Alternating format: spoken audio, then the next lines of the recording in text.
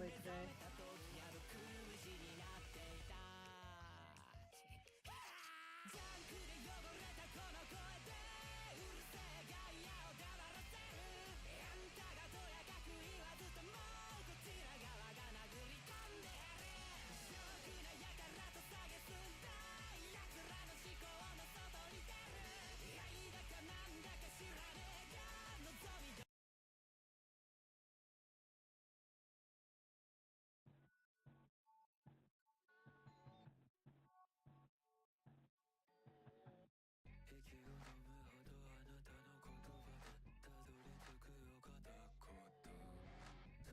I guess Issei? I don't actually know how to say their name.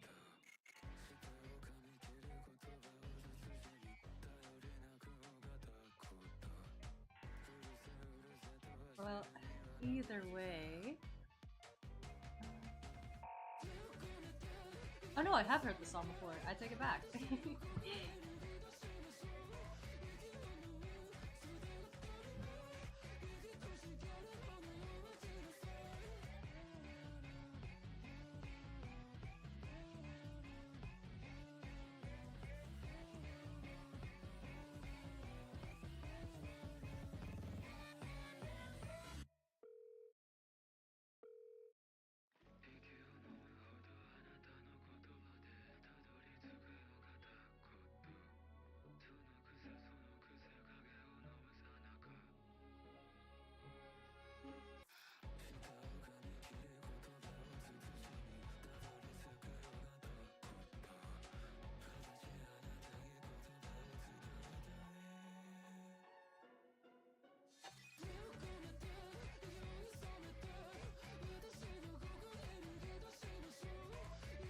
Hey, Alexis.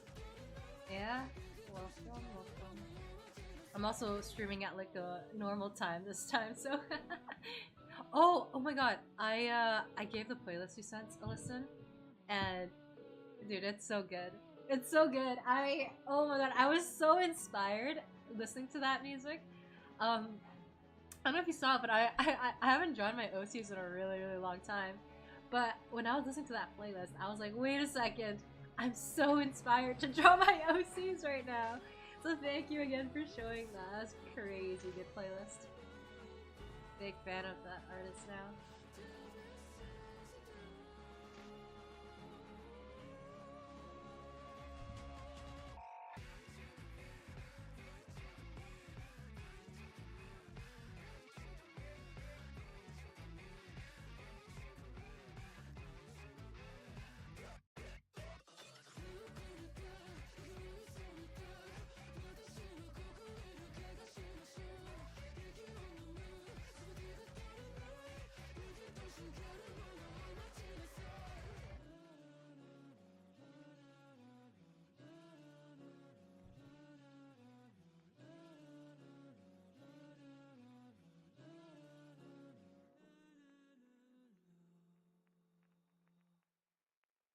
Yeah!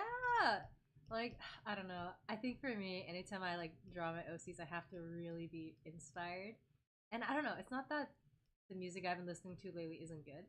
Because it is. Like, I love like all kinds of music, but I don't know, there's like some songs that really hit different. Like, I don't know, the vibes of Naciona stuff is it's hitting it. It actually got me thinking about my OCs all over again, actually. And that was such a... what a throwback. I used to have like a webcomic. I say that super loosely because I put out 2 chapters and I forgot about it. But yeah, the OC that I was drawing is from that. And then I just got curious about him. So I went back and looked at all my old notes. Not just him, but like all the old notes about like the world that he was from. And I was like, dang. I was a little edgy, but I was kind of cooking a bit. I keep thinking, like every so often I'll think, oh, maybe I'll go back to that at some point. Because I do think really like fondly of those characters. And like honestly, I should just pick one story and do something with it because I have so many stories in my head. And I'll just like think about it, I was like, man, this would be so cool. And I'll like get halfway through, I don't know, like drawing a character or writing out what's gonna happen, and I'll be like, wait, new story idea. I gotta do that now. The distraction is crazy.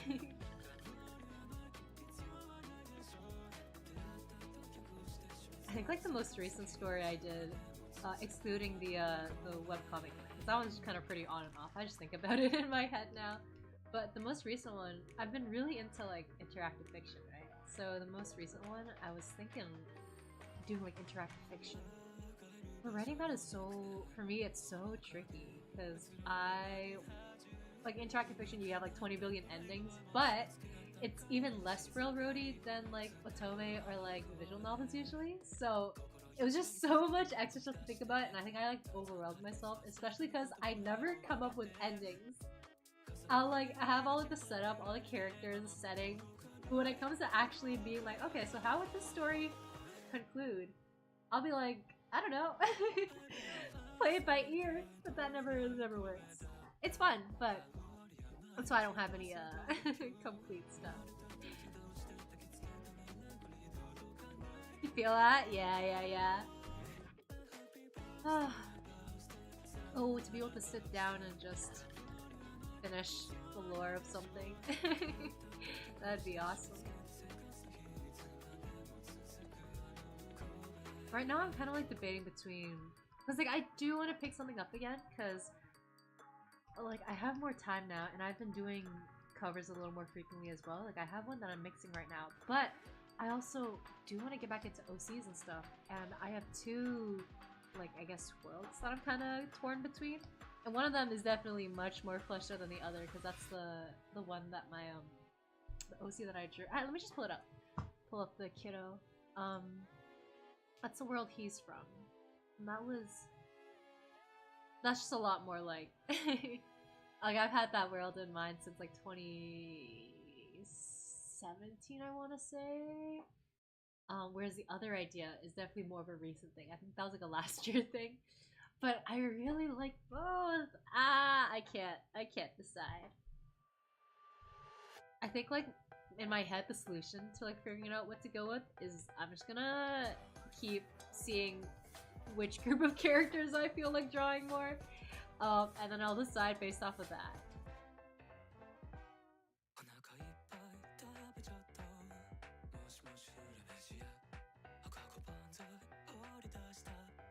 Also, I know last time I was like, alright, we're done the ears, but I was looking at it, and I was like, no, we can make it a little fluffier, I think.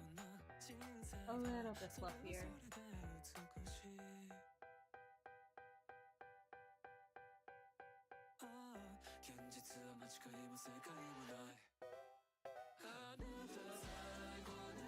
Oh my god, side note?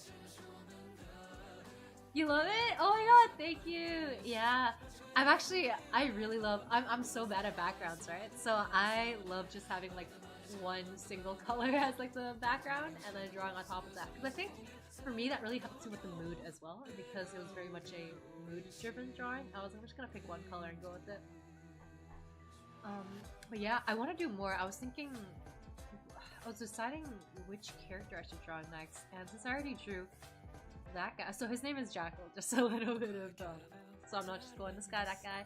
But yeah, that character's name is Jackal, and I was thinking of maybe drawing a different character from that world, just because I've already drawn him. I don't know. I don't know. I used to love drawing things with like a more muddy, reddish, red, warm tone colors, but I think lately I've been more into brighter colors. Look, I do get nostalgic towards like the quote-unquote edgier stuff sometimes. So. But yeah, sorry, I got sidetracked. I was gonna say, things on Twitter have been wild lately. Like, I don't know, have you seen the stuff about like Homestuck? Homestuck and I'm gonna say the name wrong. Homestuck, Busy Pop, and Toby Cox. I was about to say Toby Turner, and I was like, that's not right. Toby Turner is like the kid from Fairly Odd Parents, I'm pretty sure. But that news is crazy. That stuff is wild.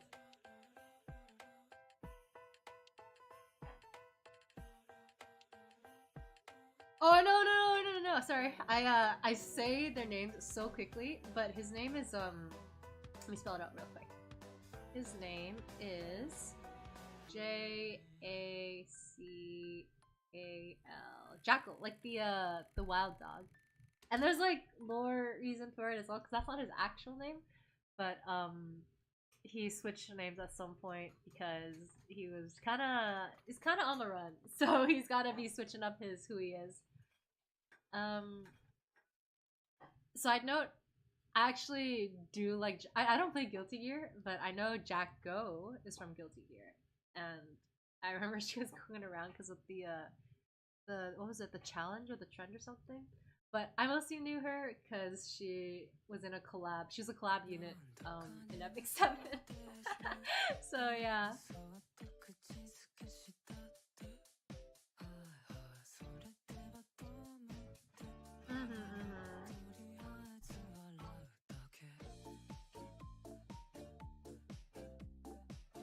Oh my god. Also, a little bit of a side note, but I remember a few years ago I really wanted to try doing this color series because there was this challenge going around on Twitter where you compile all of your art from different color schemes. So like you'd have the full color wheel, and then you would find like something that's very reddish and you would put it on that part of the color wheel, and you would find something that's like orangish and put it on that part of the color wheel, and in the end you'd have a color wheel of just like your illustrations. And I always thought that was really fun, and I wanted to do that. I remember like intentionally going on my way to like, oh, I'm gonna do a canvas that's all green, I'm gonna do one that's all purple, and I think I stopped. I don't remember why I stopped. Maybe I got busy, or I could have just gotten forward. Both are super likely. But yeah, I think about that sometimes too. Anyways, I think that's what I want for the fluffiness of the ears. I'm happy with that. So I think now I'm actually gonna go to the upper body steps.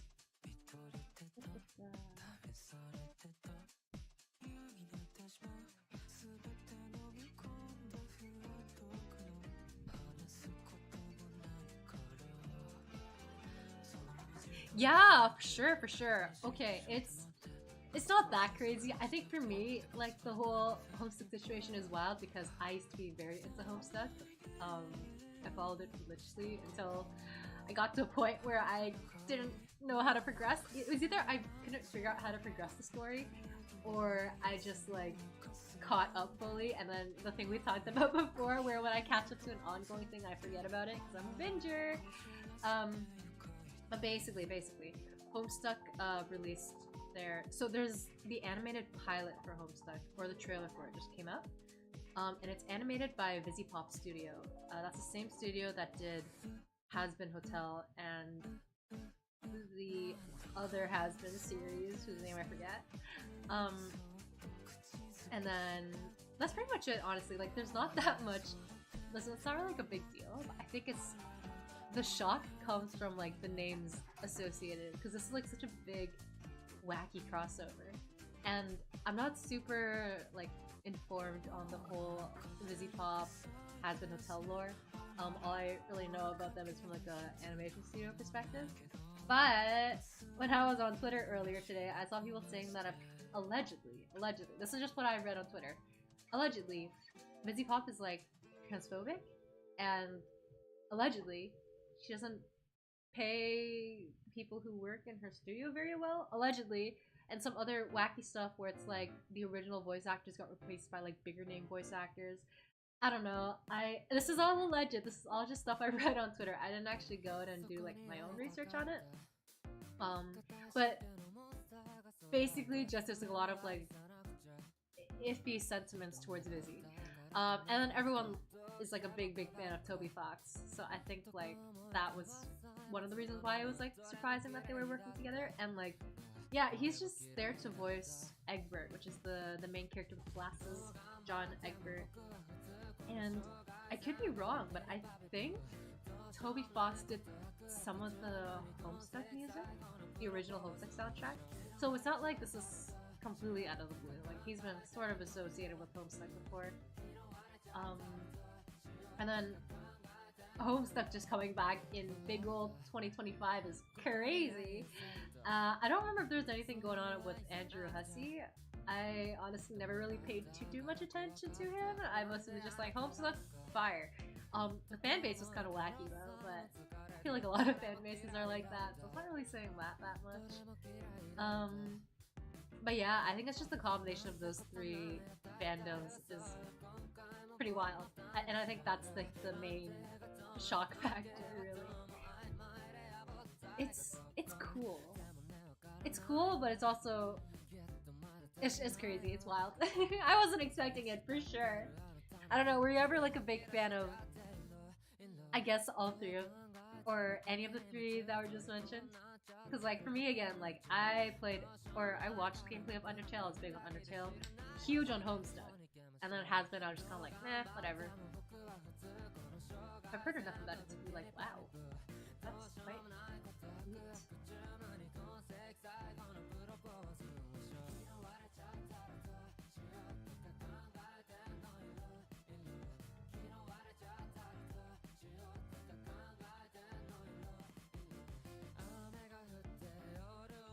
Those layering is so confusing. I know I'm the one who made the layers, but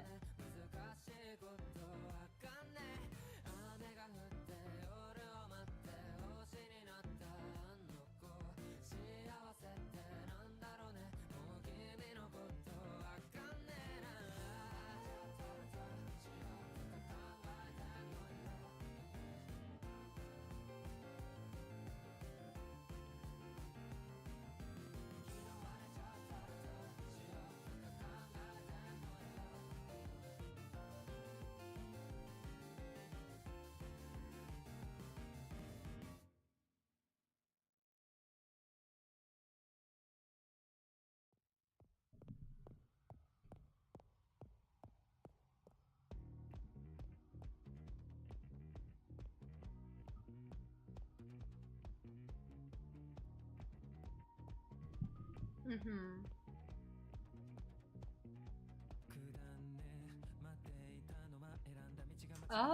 Oh wait, so did Busy Pop get started in Newgrounds then? Because like that's definitely the one I'm least familiar with.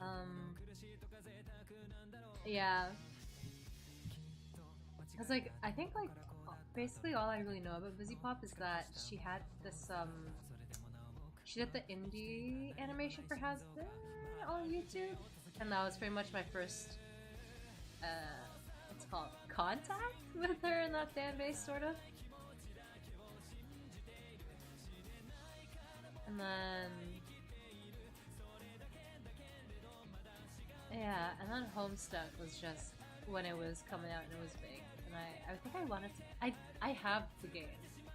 But I'm pretty bad at games that require actual skill, so that's why I watched someone else play it instead. But I was really big into the lore, with the whole Gaster stuff.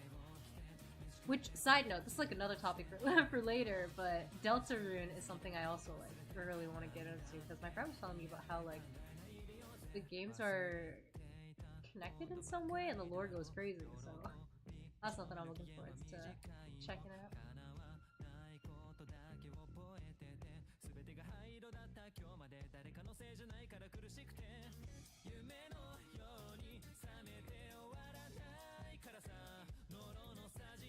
Yo, we never got into Busy. Ah, okay. Yeah, Newgrounds is. I don't remember too well. Is Newgrounds? Is it not a video game hosting site, or am I mixing up with something else? Because in my mind, Newgrounds is like video games and stuff. I could be mixing up with Flash, though, to be honest.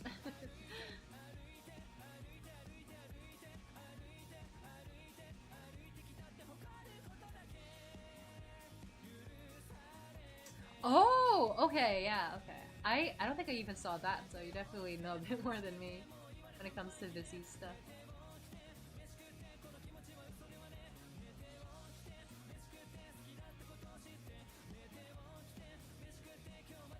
I've seen like a little bit of Has-Been, like the YouTube one. I think I saw like the first episode of that where Alistar shows up for a bit. I like that guy.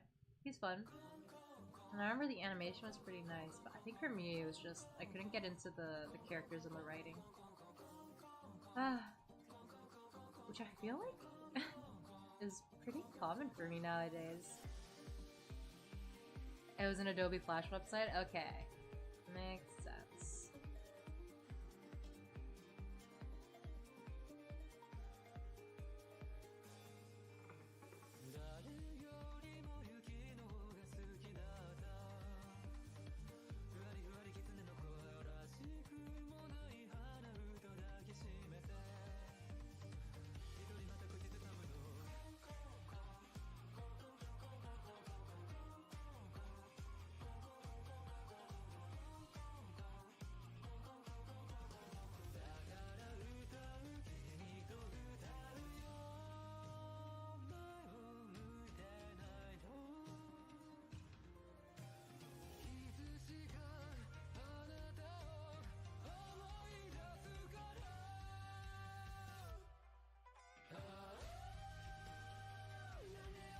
Yeah?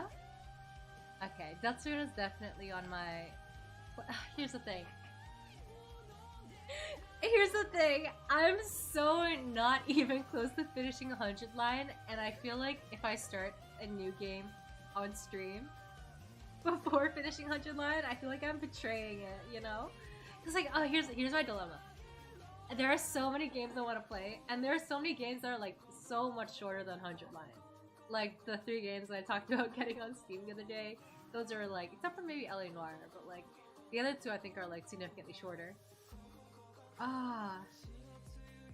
My concern is that if I start a new game on stream and it's not 100 line, I'm gonna like either forget everything that happened in 100 line, or I'm gonna like not go back to it.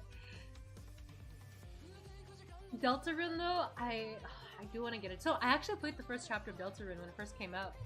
And I, at the time, I was like, I'll play the rest when the rest is out, because, again, classic binging habits. But so I don't remember exactly how I found the gameplay, but I do remember how I found the gameplay in Homestuck. And whoa, not Homestuck, sorry, Undertale. I'm mixing and matching everything now. And I remember kind of struggling with the Undertale gameplay mechanics. I think that's like also my concern with playing Deltarune.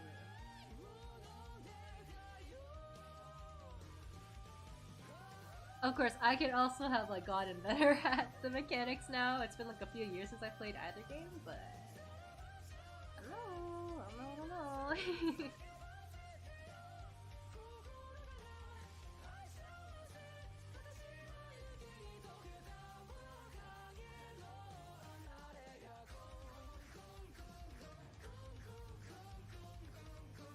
Yeah, no, for real, I might forget, honestly. No, I think it's just because, like, I am curious about the story. And here's the thing. The story is starting to pick up. Like, I think we're on day... Oh my god, what day did we end on? Were we on, like, day 25 or something? I don't know, I think we were. Something like that. So I think we are starting to get into, like, what's going on. Especially because people have gone missing. Not just Sir. You know what? Since we're talking about it now anyways, how about this? If I can finish the upper body here and like maybe get like a little bit of the lower body done, we'll go back to 100 line, because I do want to play it. It's just, it's such a long game, and I think for me that's a little daunting to think about sometimes. But no, I think once we like get into the swing of it, or once I get into the swing of it, I'll be all over the game. Now, a game that I did kind of like, no, I don't want to say give up on, but I think I mentioned this before, Lobotomy Corporation. Now, that game's like, first of all, notoriously difficult. And as I said, I'm not a mechanical gamer unless it's League of Legends. I very much prefer just making choices than having easy gameplay. But like, you know when you're like invested and you're like halfway through the game and like you could just watch someone else play it, like a guide or something, but like you can't because you're so far in. What is it, sunk cost fallacy or something? That's how I feel towards the Lobotomy Corporation. The only reason I even got that game was because I wanted to play Library of Ruina. I wanted to like experience the prequel firsthand. Ah, this is what hubris gets you.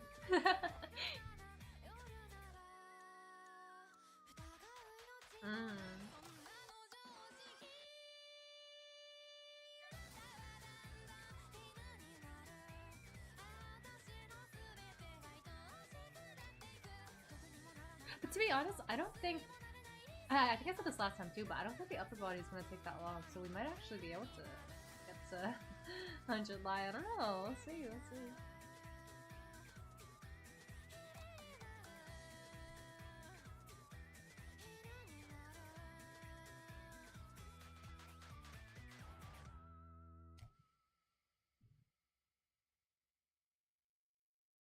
Oh, you dropped Genshin's Endless? Yeah, I kind of feel that because I've tried a couple of gacha games over the years as well. Nothing's really stuck with me except for Epic 7. I hear, but from what I've heard from friends, Genshin is like super grindy, right? So I wonder if maybe that's why. It's like I hear they're constantly updating their content with like stories and stuff, or parts of the world. And Zenless, I can't really speak on that. I haven't really played that, or even like I used to see a lot of fan art of that on Twitter, especially of the what's his name? Begins with an L, the wolf guy. But yeah, I haven't seen as much of that lately. I feel like it's easier to follow up with gacha games, to be honest, because in my opinion, I feel like gacha games, a lot of the appeal is the characters, because that's how they make money, by having folks pay to like pull the characters they like. And I think if you're not into the characters really, like I don't know, for me at least, I don't know, like maybe you're like super into Genshin and ZZ characters, but for me, if I like don't really care about the characters, I drop the gacha game super quick. That's why I'm still playing Epic 7, because I love the characters. I like the original characters there. The newer plot lines have been kind of meh. But yeah. Sorry, mini sidetrack, but honestly I think one of the main reasons I'm still playing Epic 7 is because I joined a guild. And I don't want to like let my guildmates down.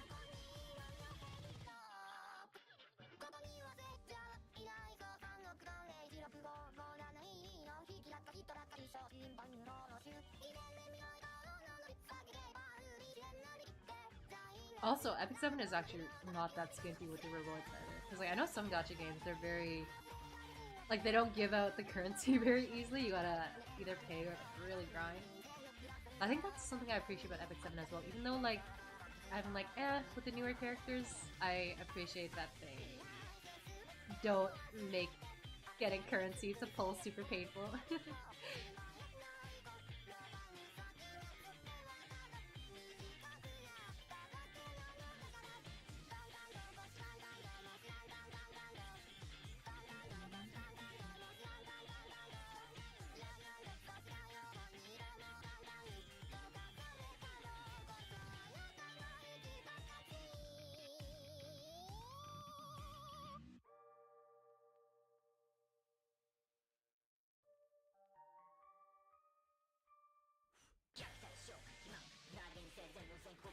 Ooh, okay. I also talk about Epic 7 not super often, but like from time to time on Twitter. But Epic 7, oh my god! Sorry, side note, Epic 7 got Dazzy to do one of the musics for them recently, because it's their 7th year anniversary. And like every year, especially around Worlds time, they'll have like some kind of new song come out. But this year's was crazy, because I was not expecting Dazzy to show up. Oh, wait, I gotta play that, I gotta cue it up.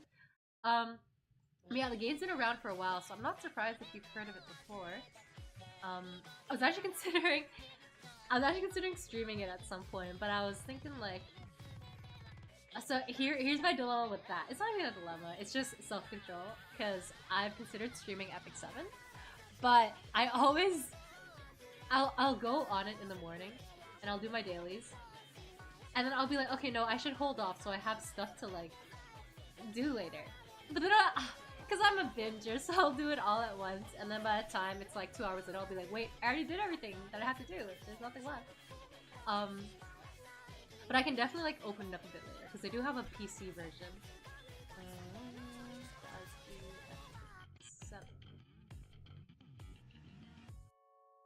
Oh my god. Okay. Okay, hang on. I'm gonna play. Okay, okay. The Dasby song's gonna play now. After this ad stops.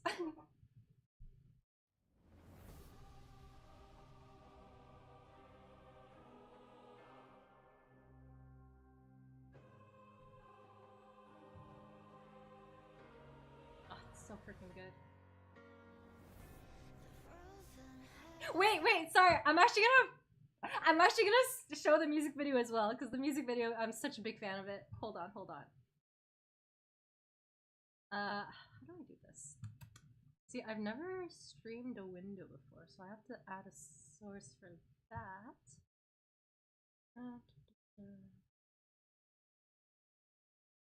One second.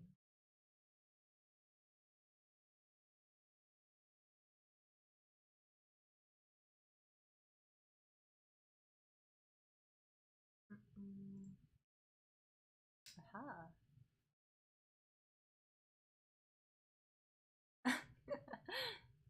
I gotta put this under my overlay. Alright, there we go. Oh my god, movie time. Okay. Oh, this is so exciting. I was so hyped when this came out. Okay. I have Japanese CC on right now. Oh, it's auto-translate, actually. Let's just turn this. Usually I like watching videos with CC on, but let's turn it off for this. Alright, let's settle down with your popcorn. I don't have popcorn either, to be honest. I have coffee, but movie time. 3.5 minute movie time.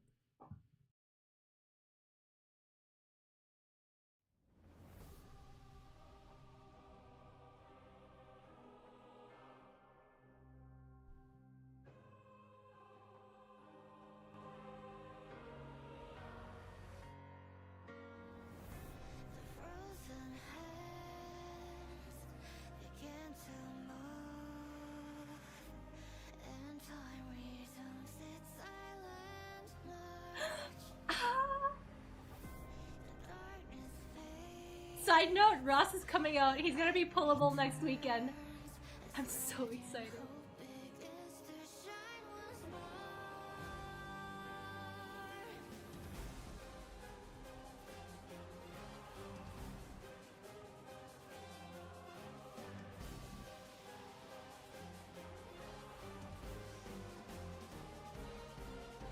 Okay, that's not Ross. That's like the goddess or something. No, that's Dasby! Oh my god. Okay, hold on. This is not the official trailer, but we'll play this through anyways. This is the full song.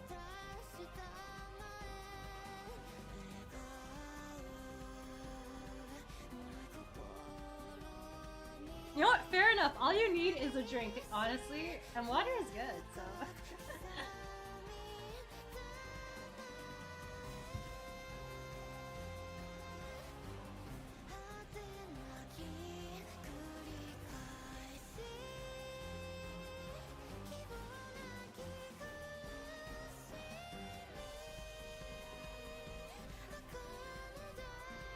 Oh, there we go!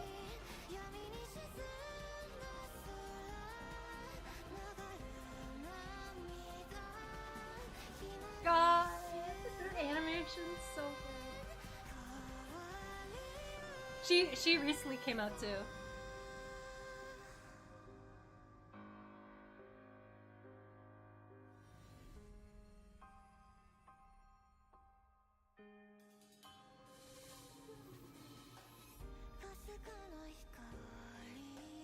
Oh my god.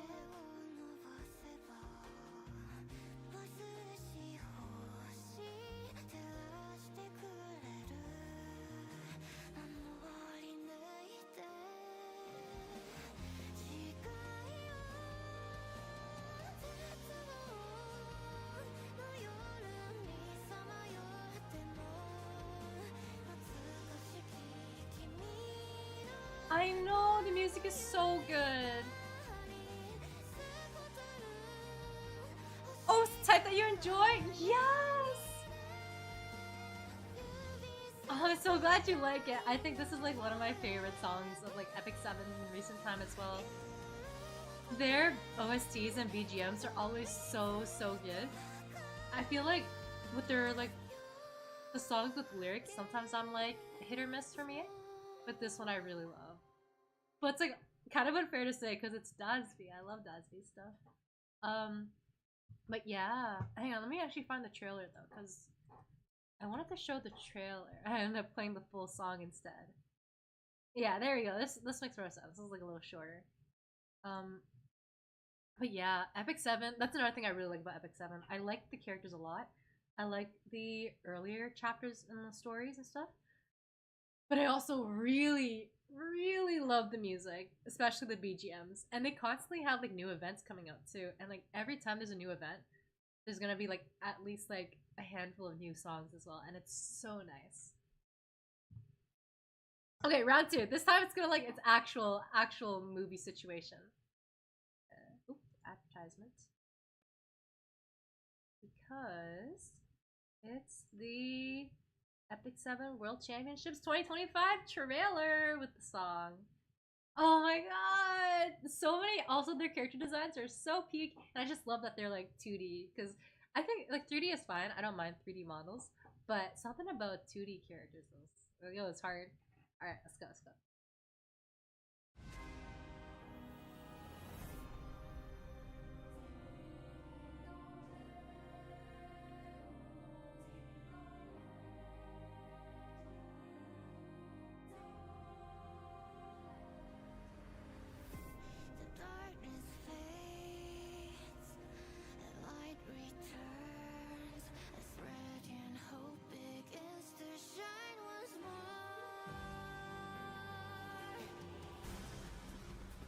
Oh my god, every time.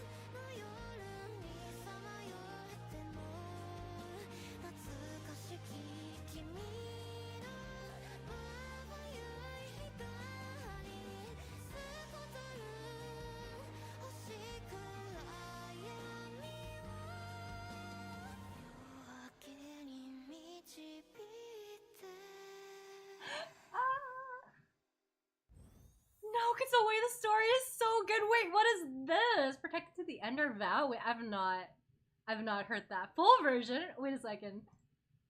Is the full version? Is it also animated? Hang on. I'm just gonna scrub through it. It might just be a still picture. Surely they don't animate the full thing. Oh, this is cool! Wait. Does it have behind the scenes as well? Oh my god. Wait, this is so cool. Sorry, I should have shown this one first. I didn't realize. Oh my god! The compositing! Oh my god. Sorry, I should have shown this one.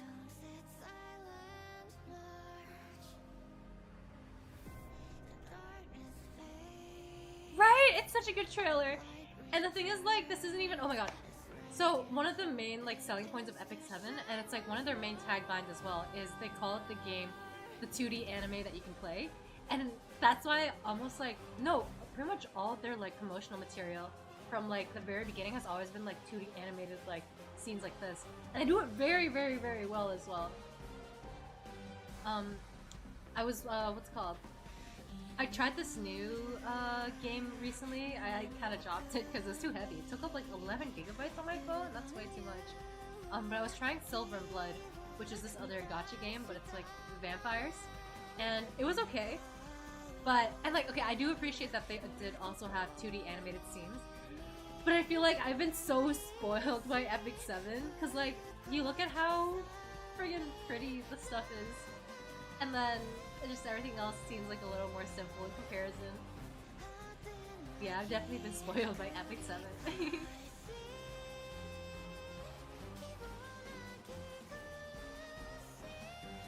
Wow. Wait, I love this.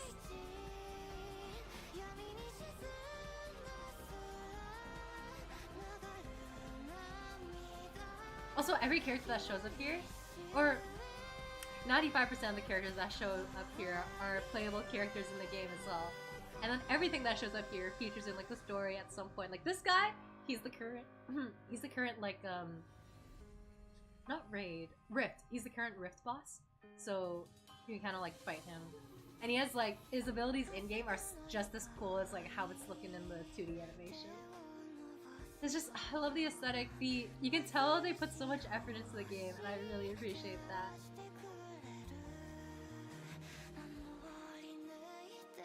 Oh my god, and the story behind all of them too. Ross is like, this guy, his name's Ross. He's definitely one of my favorite protagonists of any game, for sure.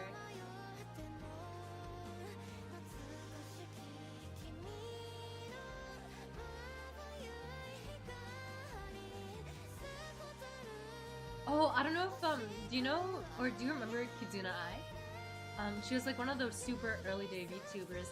And she was also one of the first collabs that Epic 7 had. So, Kizuna Ai, the VTuber, she's a unit in the game, which I think is so wild. Also, this is so funny here, because they're putting all these characters, right? And you would think they're putting, like, Ross's allies and stuff. But where is she? Oh, where is she? No. Oh, there she is. You can see in the background, there are villains here too, which is like, yeah, you remember Kizuna, right? Okay, fire.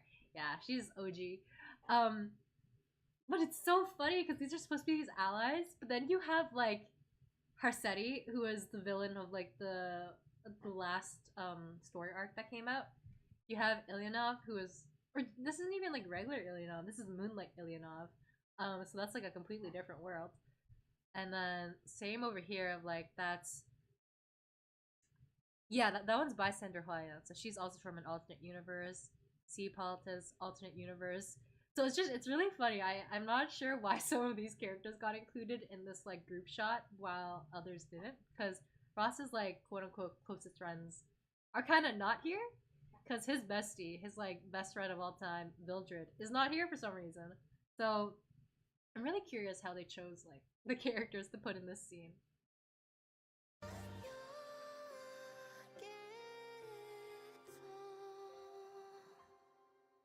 Gosh, but it's so, I love him so much. I love Epic 7 so much. Okay. Anyways, so that's a little sidetrack. Actually, what is this? Sorry, more sidetracking.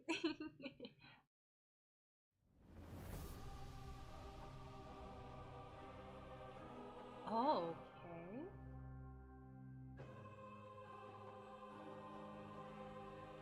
So the animation's the same, but I guess this is Tenebria's. Oh no, it's the same thing! It's just, English.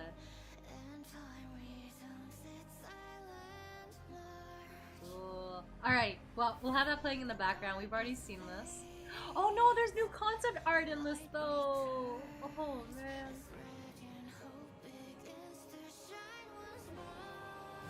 Mm-hmm. Right? It's interesting decisions for sure.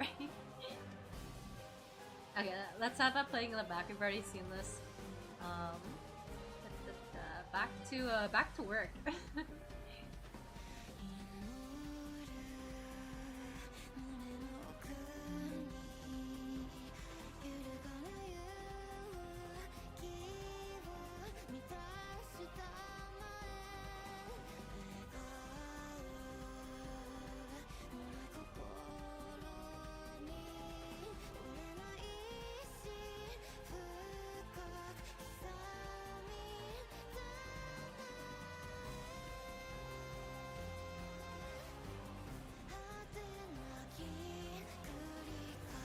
You all for it?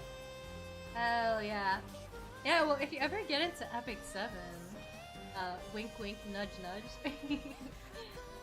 so peak. I mean, I'm like so biased, but yeah. I do hear people say it's tricky for new players though, because I don't really notice it because I've been playing since the beginning, but I think I kind of can see why people think it's tricky. Because like using like Kizuna Eye for an example, a lot of the older units you can't really, they're limited. You can't really play with them anymore. But I think that's another good thing of, not to keep glazing Epic 7, but that's something they're pretty good about too. They bring back like older, not units, but older mechanics from time to time, and they're like, I think they're very beginner friendly. Like they give a lot of resources at the beginning, and it's not too difficult to gather resources either. Especially because right now too, it's the 7th year anniversary, so there's like a lot of events going on that really help you catch up. And like honestly, like for me, I'm not really a PvP player, and if you're someone who's like also not PvP player, I think it's like totally fine to be a noob at it. The story stuff isn't, there's like endgame materials, but there's so much story to get through. I think by the time you get through the story, the endgame stuff is like, you're gonna be on the same level as like people who've been playing for a while. So yeah.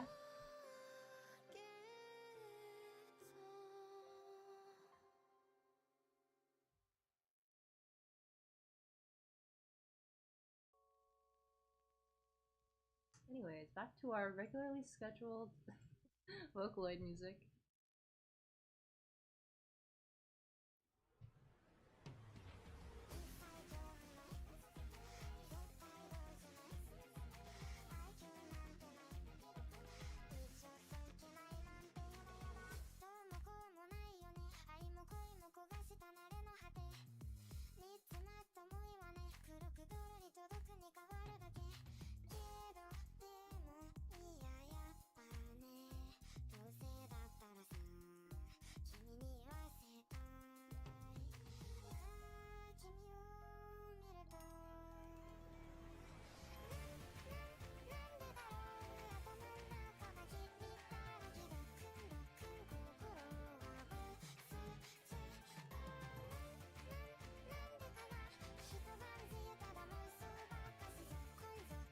Oh, true, Mystic Messenger! Facts, facts, facts.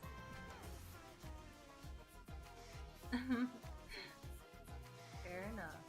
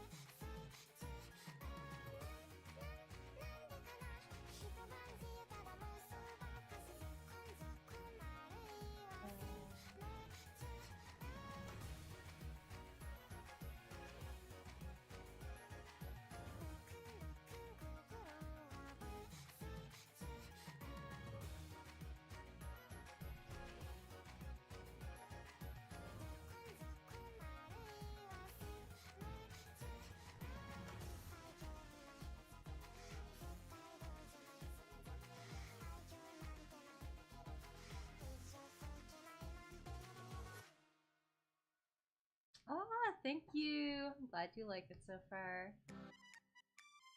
I really like coloring lighter shades. Especially, I don't know why. I think like I actually like coloring or shading on white. This kind of silky look. A lot of artists I really look up to also color their stuff in a really silky shade or silky shading method. And they usually have like, it's usually on hair and like silk lace kind of, not lace, but like silky fabric. So I think that's why. Big fan.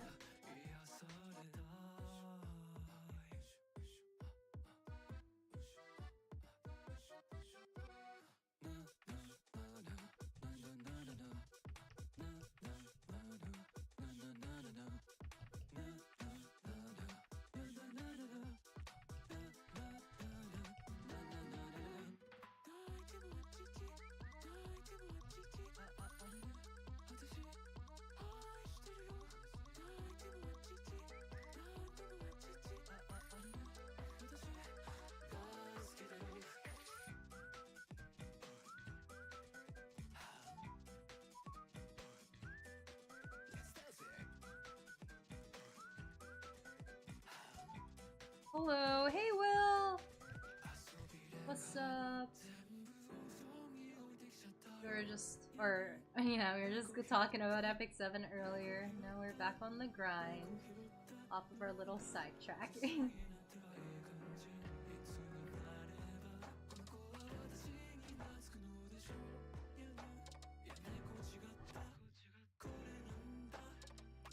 Yeah, no, I feel that. I think, in my head, sorry, my chair's gonna squeak because I'm readjusting my position real quick. I sit really bad, honestly. But yeah, in my mind, I think most coloring styles, I'm sure they have a name, but I don't think it's that important if they have one or not. But for me, I usually split styles into like shiny or matte, and that's about the extent of it, honestly.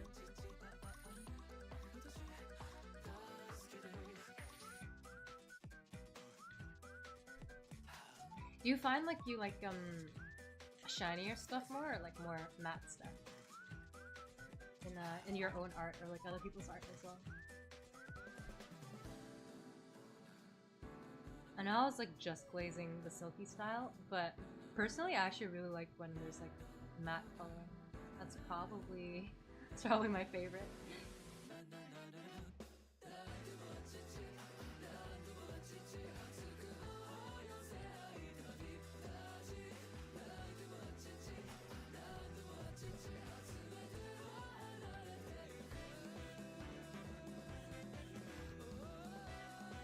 Yikes! Where did this come from? Oh, shit. Sorry.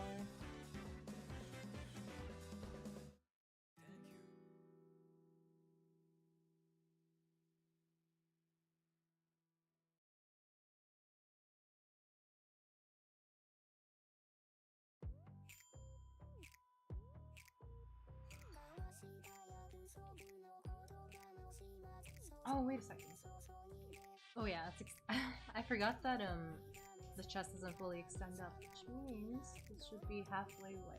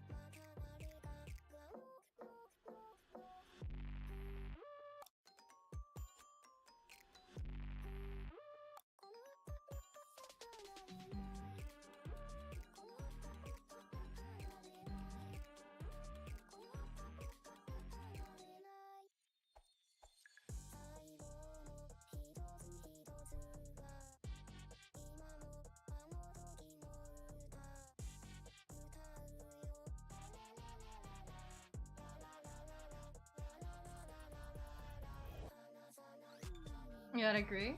Yeah, with like, I guess, with like the matte stuff, right? Yeah. Stuff's cool.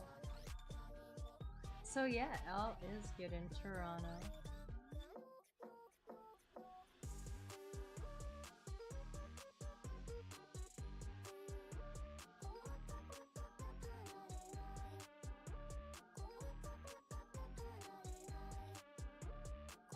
Slight confession, but I always struggle a bit with coloring chests. I think usually I draw like more like masculine characters.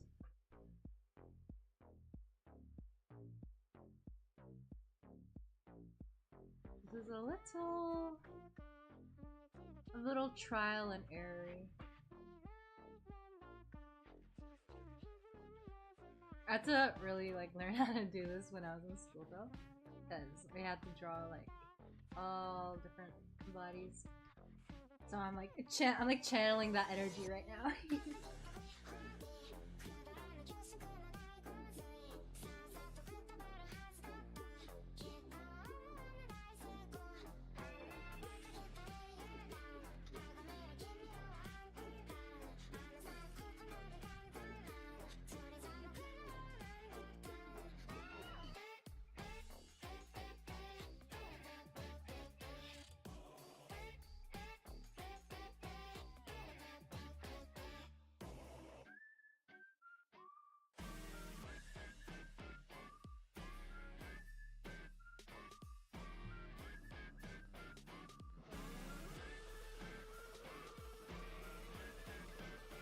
Yeah. What kind of like input are you do you want? Because like I don't know if I'm like super qualified, but definitely I am curious to like see your stuff though. And of course you can always send it to same place you sent the playlist. Yeah, I don't know if my input will be like super like handy or anything, but like yeah, if you want to, I am always open.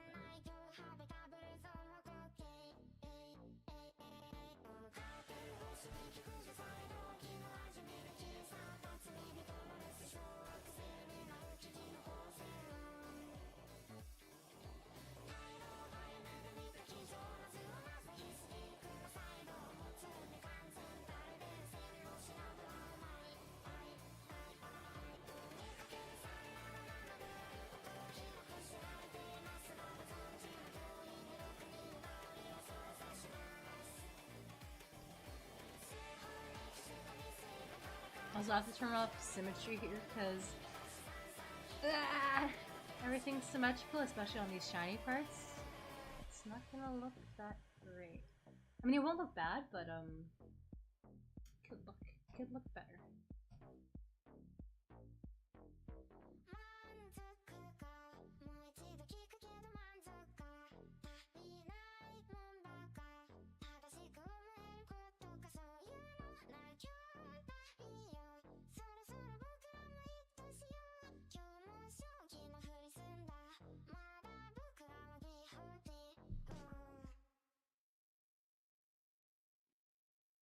Oh yeah. Okay, for sure. I will do my best to give input on that.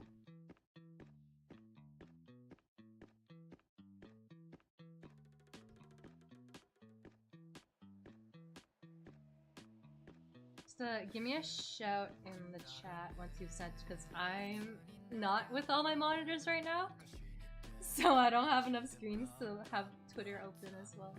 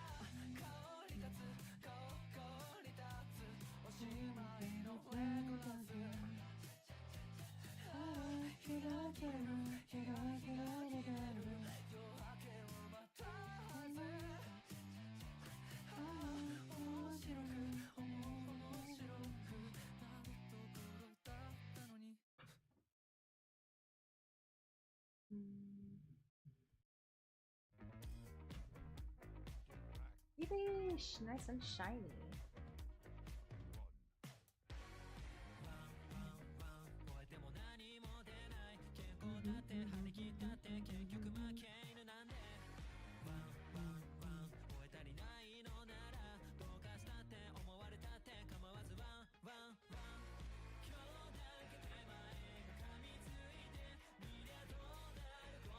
Alright, let's leave it at that for now.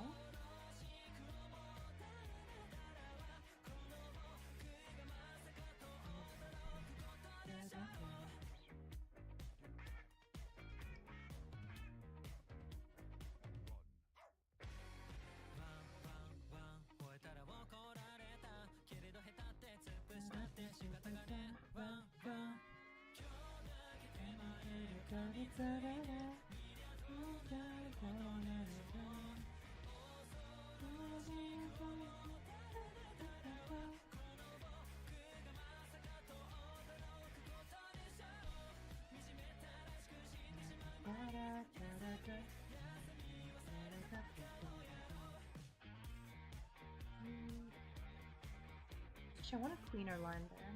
Switch to pen tool.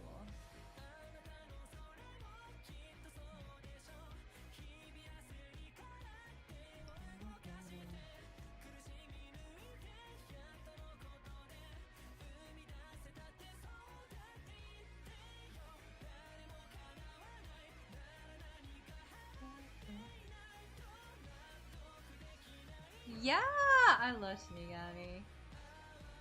I wanted to cover that for a while, but it's a bit too the range is a little out. It's, I think it was like either too low or too high. So if I sang the original one, it would be too low. But if I went an octave up, it'd be too high. And I was just like, this is a struggle. Okay, wait, did you send it? Let me see. I also love the song. I've gotten really into EC and A-Hub lately. Oh my god!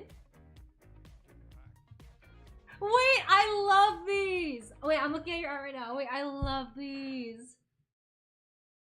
Wait, this is like the duality. Going from the Sonic ones to that's Chikawa, right?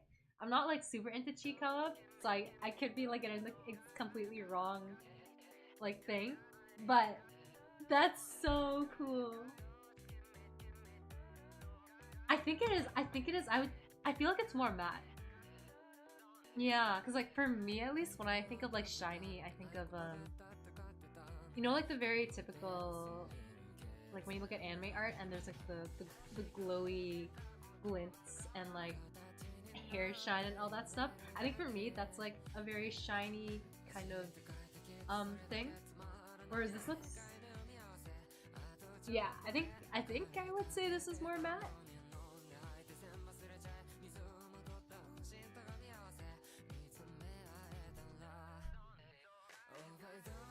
You would die to hear the cover? Oh, I would die recording that cover for Shinigami.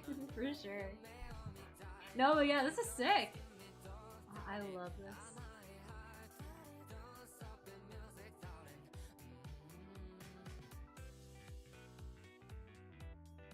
No, I keep looking at it. I love it. I really love how you drew the red-haired character too. It's so cute. Awesome.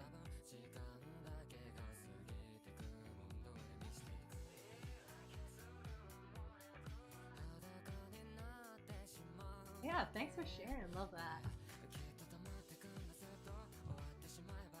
You recently gone to Chikawa? So what exactly is Chika? Is it just like a mascot, or is there like story lore to it? So I've definitely, I know Chikawa is big, but I'm not too like aware of what's going on there.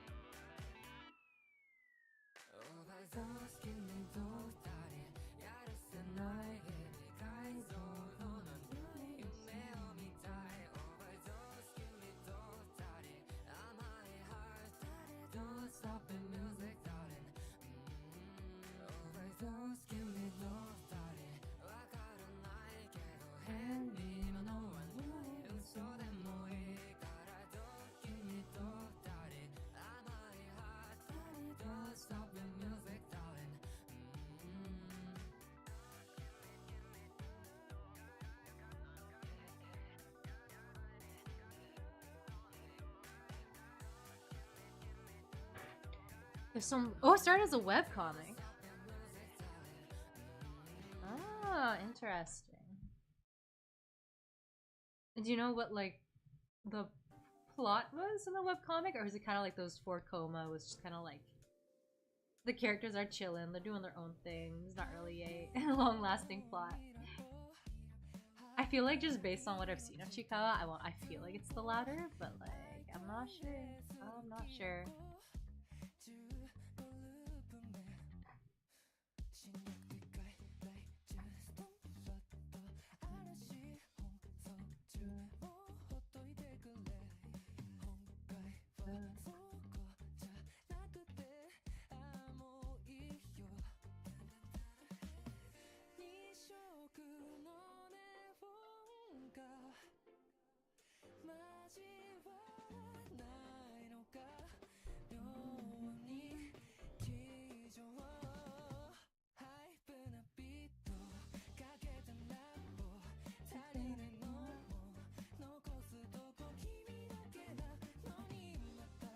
Oh, I've not heard the song before. I'm a big fan.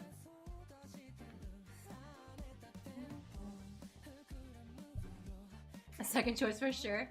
Yo, it'd be so funny if it was like the first one for some reason, and there was like some super dark, deep lore, and it turns like a horror. Like, you know those like stories where it's like it starts off very, very cute, but then they 180 it on you, and it ends up being like secretly a horror. That would be crazy if with Chikawa.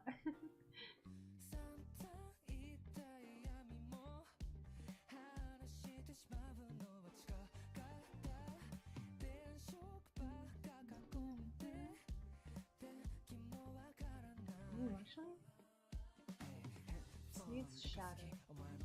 Oh my god, rap breakdown.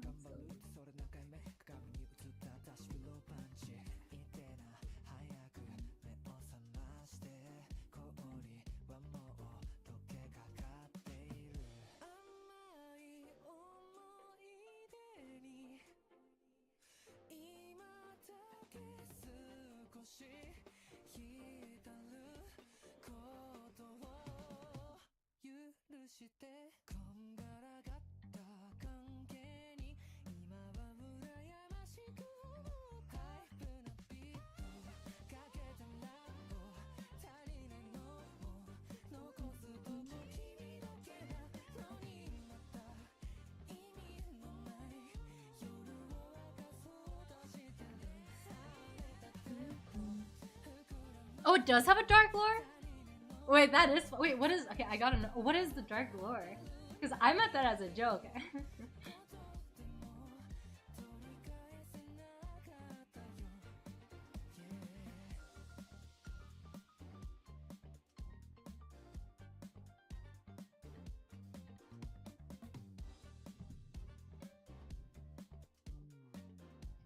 I also just realized I turned symmetry off. Ah! Let me go fix that.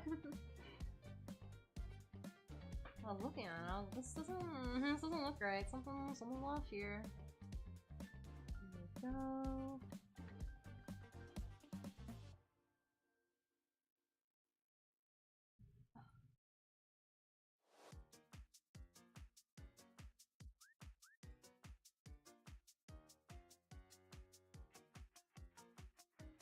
Perfect.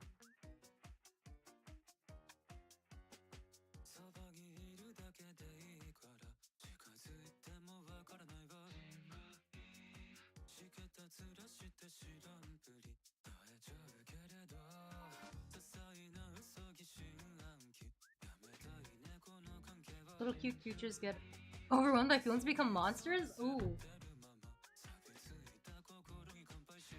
I see. Oh, that reminds me of something, but I can't remember. I've definitely read a story or seen something that has a similar premise. And it's not a bad thing, because I do really like that premise. Shoot, now it's bugging me. What am I thinking of?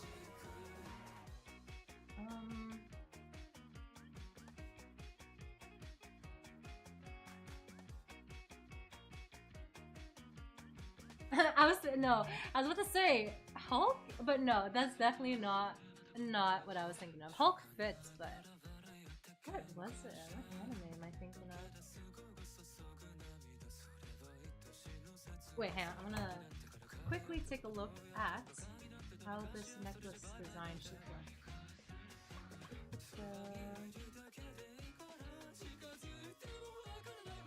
So the smart thing to do would have been to put all of the references on one page.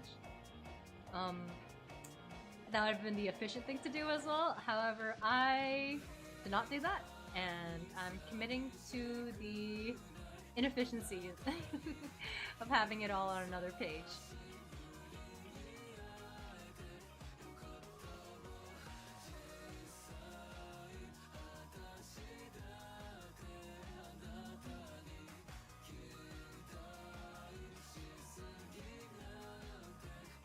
Okay, I see.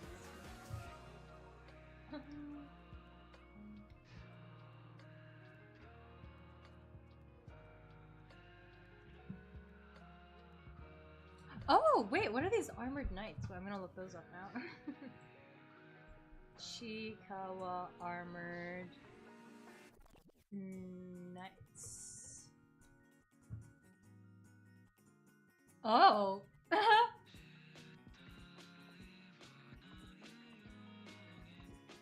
Wait, these guys look kinda...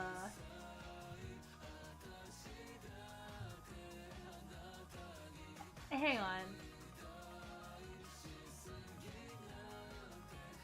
Oh. These guys? Oh, so... You know, I love when I can't see a character's face. In fact, the less, like, of their body I can see, the better. But, what's going on here? Everything is covered except their teeth? Kinda freaky. I feel like if this was drawn in a realistic way, like hyper-realism, that'd be something out of like dark horror or something. Dark fantasy horror. Kind of monster thing. That's wild. Also not what I was expecting to see when I searched up Chikawa Armored Knights.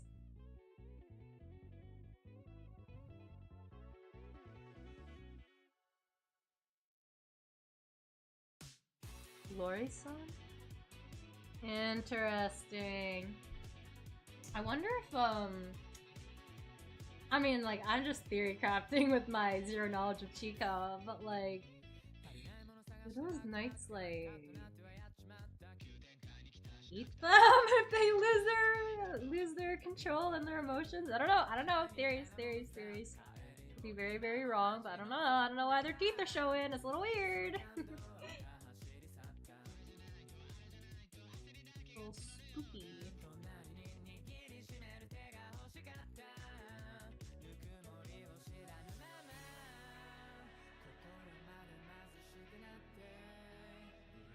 Oh yeah? I believe it. Like, I know I was like just dissing the knights and being like, they're kind of spooky, but like, I don't like that aesthetic. I like the spooky aesthetic. I'm not surprised there's like hyper-realistic art of them out there.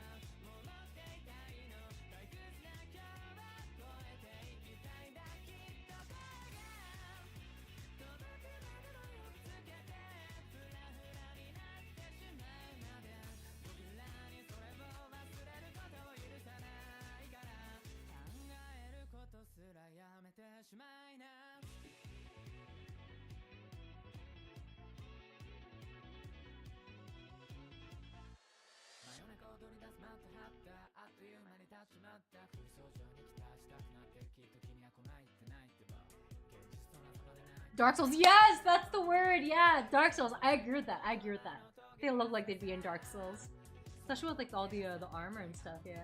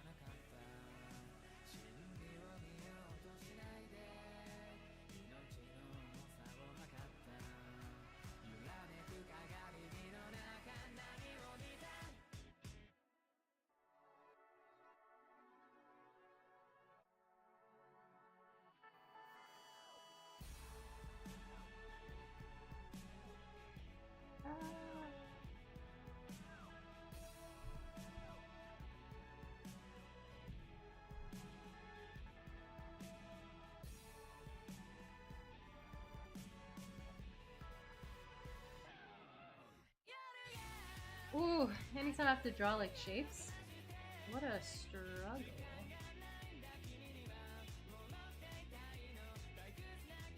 My Achilles heel.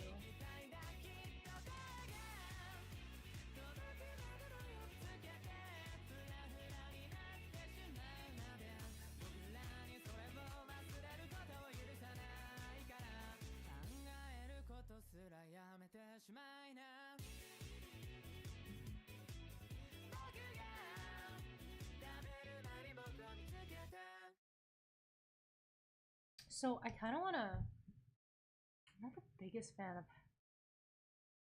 how this looks. What can I do? What can I do? If I've been. Sorry, well, I keep having to clear my throat today. Oh, I have been reading something recently. So, it's not manga, but it is interactive fiction. I've been really into this new one. It just came out like literally, I think like 3-4 days ago. It's so good. It's so good. It's called Saturnine, and it's basically so. I'm not usually a big sci-fi person, but I was reading this thing, and I was like, whoa, I may not be a sci-fi person, but the sci-fi is sci-fi-ing right now, and it's really good. So you basically play as this, you play as this, like, robot AI sort of thing, and you've been alive for, like, almost 1,000 years at this point.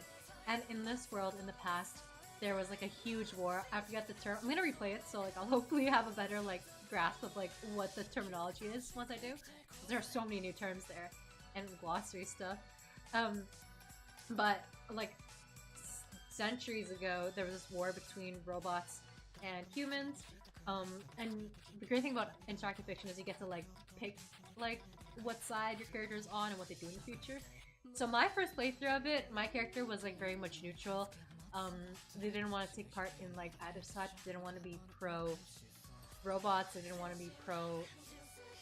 Okay, so the two sides were robot subservience and robot independence. And my guy was just like, I'm just gonna be in the middle. I don't really want to do this.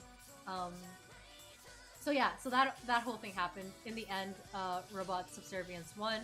All androids and stuff are like kind of seen as dangerous now automatically and get hunted down for the most part and killed. So yeah, that's the backstory of the world. And you play as an android who escaped through all that. You currently live on like this little mini space station thing with a couple of other like not fully human people. So you got like 2 other androids, a bunch of like metahumans, which are like some combination of android and organics. And yeah, and basically everyone in your little like merry squad is being sought after by the government because you guys are still technically all androids, and they're like, nuh-uh, no androids in our solar system. But then eventually you run into like a group of military people on the human side, and they're like, hey, let's work together. How about you guys help us with something, and in exchange we will guarantee your little friend group's safety. And that's like how the whole story starts. The rest of the story is like you helping them out, and there's like 3 planets that you can visit. You're trying to kill this giant wyvern that's going around connecting nanobots. This is so much lore. But this wyvern is going around connecting nanobots, and the nanobots existed like about 1,000 years ago, and these nanobots were created by humans, but when they first came into existence after like some failed shenanigans, they did this thing called the Scream. And the Scream is just kind of like this technological like echo throughout the universe, and every android and like a lot of electronic like AI sentient-ish things, anyone who heard the Scream, they became sentient and they could like have self-control and like self-freedom and stuff like that now. And that's what caused the whole like subservience versus what's it called? Subservient versus independence robot war thing going on.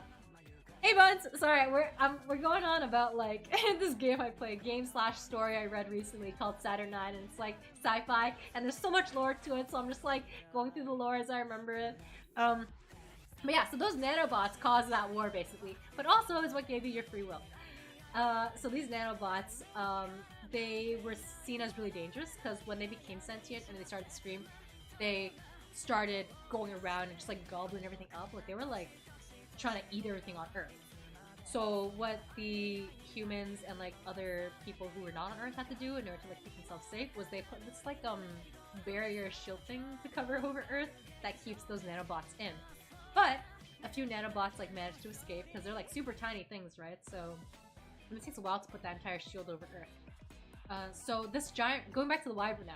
So this giant like diamond wyvern is going around trying to collect all these nanobots, and you're not sure why. All you know is that these nanobots corrupt things. These nanobots caused you to have sentience, and these nanobots are extremely dangerous. So that's why the human military is like, hey, we need your help killing this wyvern. So the entire game, you're just like chasing down this wyvern. And then at the very end, so you get a choice at the end, or there are like a lot of choices, but I think the big choice at the end is, do you kill the wyvern or do you like let her go free? And in my first playthrough, I killed the wyvern, and oh my god, the emotions that went through me was crazy. Never done interactive fiction.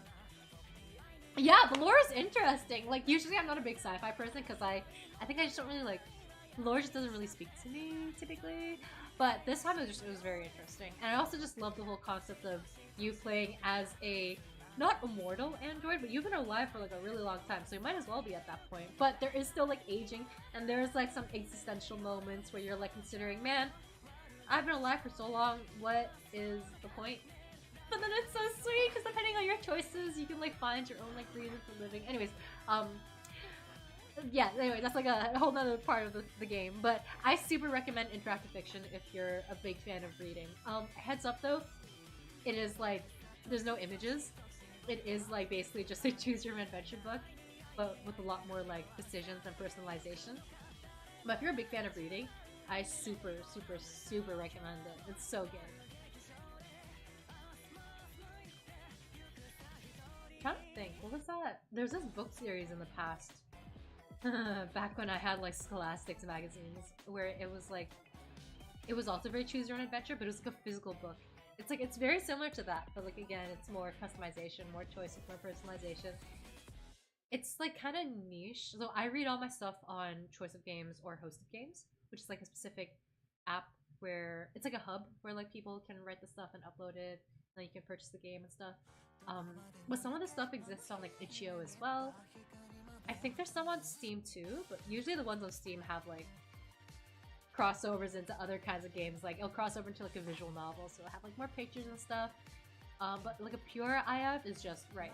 So yeah, pretty fun stuff. There's a lot of genres and like stories up so far. It's not like super extensive because I think the community is like more on the niche side.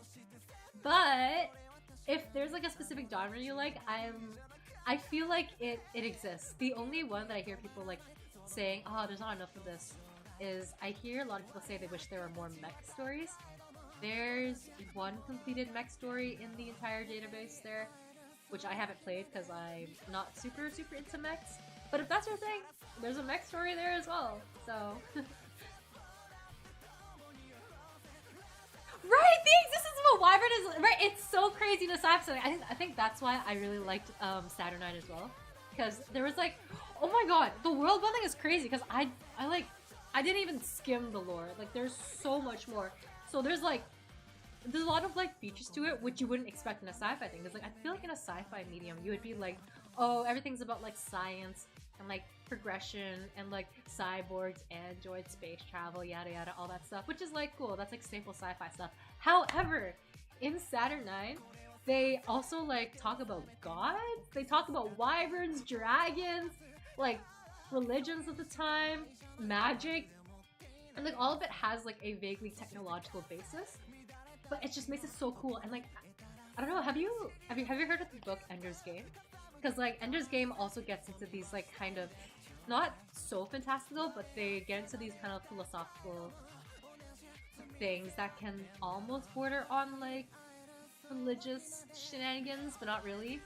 But it just gives me like that kind of vibe. I don't mind in sci-fi because I think that stuff is really cool. But yeah, really cool stuff. Because again, like for me, I wasn't expecting to see them talking about like magic, religion, wyverns in a sci-fi story. So that stuff was just like so cool. So cool. You watched the movie? I think I watched the first movie for Ender's Game, and I don't think I liked it that much. I don't know if there was a sequel afterwards. If there was, I didn't watch it. But I was so into Ender's Game when I was younger. I read like all the sequels afterwards as well, and oh man, I just remember it was like so. I loved their whole concept of like, I don't want it's like, yeah, aliens, like their whole concept of like aliens and like the whole talking, but like not talking, with the way they write the communication between different intergalactic species is so freaking cool. I don't know, that stuff slaps. I know I was just saying I'm not a big sci-fi person, but like some sci-fi things I really like. You haven't? Okay, so yeah, Ender's Game basically. Oh, let me like backtrack. What do I remember of it? Ender's Game. You are this young kid, and you get sent off to this thing. I think you get sent off to a thing in space where they train you to be like, not necessarily a pilot, but like someone who like can fight back against these like alien invasion thingies in the future. And Ender, I think was his name.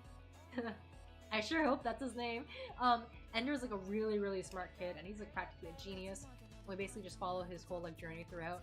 And even after defending Earth, there are like a couple of books that come afterwards where it's about like learning more about these like alien species and stuff like that. It's really cool. But yeah, I'm definitely skipping over a lot of things because like there's also like a lot of side stories about his like siblings. I think he had a sister. I don't really remember what she does. I remember he had a brother named Peter, and he had some cool stuff as well. I think Peter was more of a like on the Earth kind of person. Like his storyline, I think, focused more on Earth side stuff, like politics and shenanigans like that.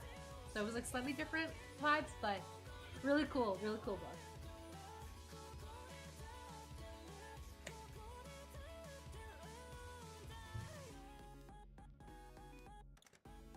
Oh, you know what? I'm not surprised Harrison Ford is there. I feel like he shows up in a lot of sci-fi movies, right? Or unless I'm hallucinating, because like was he in not Star Wars? Or no, you know what? See, here's the thing. I'm mixing up all my sci-fi stuff now, because like I've definitely seen Harrison Ford in a sci-fi movie of some sort. I just can't remember if it was Ender's Game or like another one. Like, sorry, I just can't remember if it was like just Ender's Game or it was Ender's Game and like some other ones as well. Is what I meant.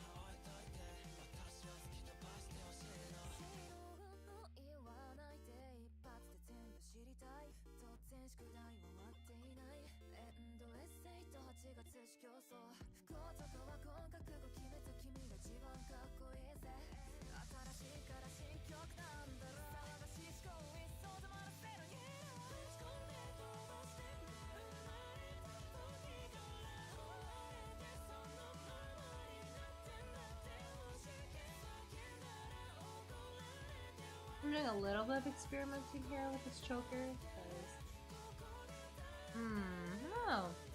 I wanna see what I can do with it.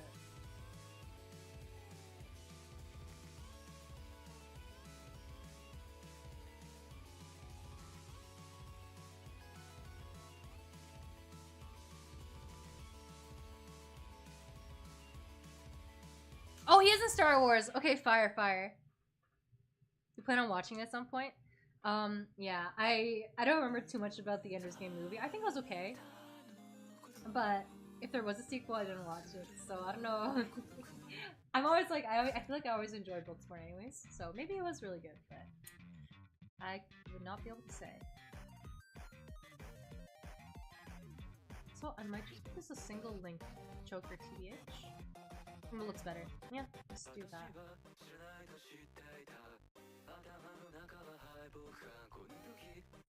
There's this other interactive fiction that I read, not recently, this was like last year, but it was also really good, and it was also sci-fi.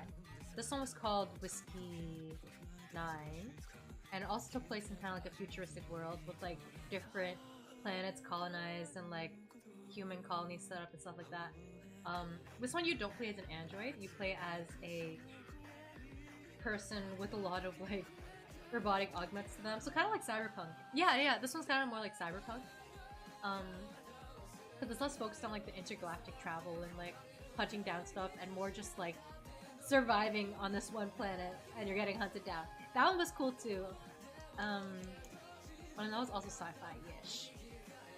What was the main premise there? Because I think with that one you were just trying to, it was like, you're just trying to survive. I'm sure there was more to it. Just can't remember off the top of my head because I played that one last year. It's been a bit. No, same. I'm bad at actor names too. Usually I'll be like, oh, the guy who plays Snape. See, that's a good example right there because I don't remember what his name is. I just remember he plays Snape. Yeah, I just call them by the role I recognize them as.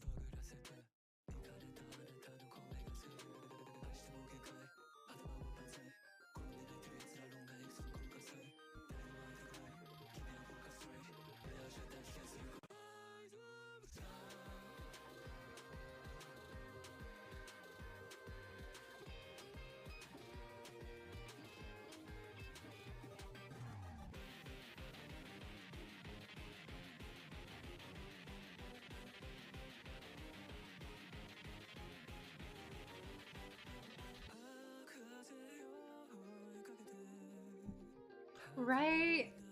I love plots where it's like you're on the run. I don't know, I really like like lone wolf kind of situations and found family. There's this one other Aya that I played in the past, and I'm waiting for the next book to come out, which I heard isn't gonna come out until like maybe 2026. So we're just gonna have to wait till then.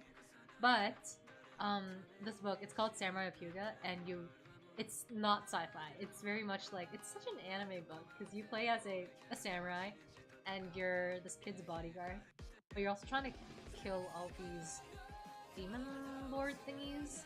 I don't know. But you pretty much do start off as like a very lone wolf character there, and over time you really do found family it, and I love that so much. Wait, hang on. We can't talk about interactive fiction without also talking about the hit game Fallen Hero. That game I swear by. It's so good. It's not really sci-fi, but it does take place in like a world where technology is more advanced. But I would say Fallen Hero is more of a superhero game with touches of with just like more technology. But that one is really good. I love Fallen Hero. You play as a guy called, or a person called Sidestep, and that's not really your actual name. That's more like your superhero name. Oh gosh, wait, how do I talk about this without getting into spoilers?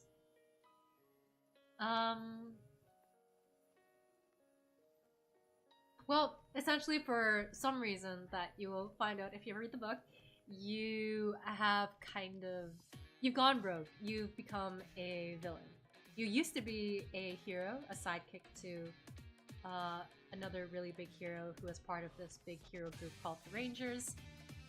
But for a reason, you quit that and you take up a life of villainy. And you get to pick how much of a villain you want to be, so that is very cool as well. You could be a reluctant villain, you could be a guns blazing villain where like you're just trying to make everyone suffer. It's cool. It's really hard not to get into spoilers because I do think it's like one of those stories where okay, here's the thing, it's one of those stories where I think it's definitely good to replay because I think the first time you read it you will be confused as what's going on, but I feel like that confusion is good because it encourages like replaying it. And it's definitely the kind of story where I'm like, it's so worth it to replay. You're a sucker for lone wolf characters? Let's heckin' go. Yeah, something about it. It's just, it's so good. It's so edgy, but it's so good.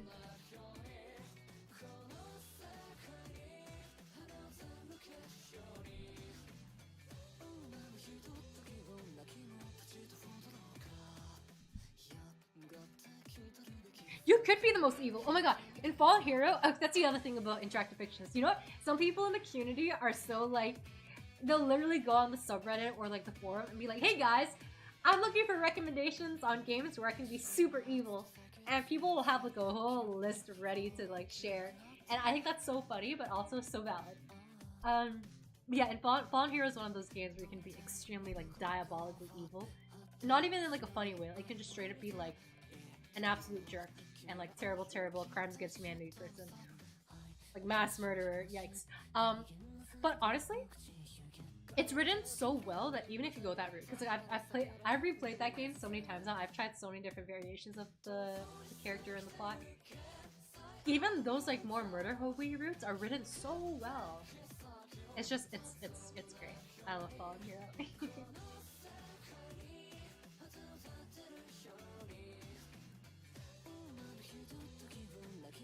Also, you can romance characters. A lot of interactive fiction, you can romance characters in it, because the community really loves that. So that's like a big draw.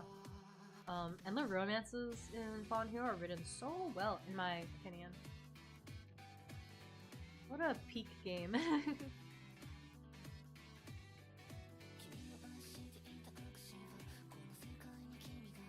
You love being evil? Yeah, I know you do. I remember our BG3 games.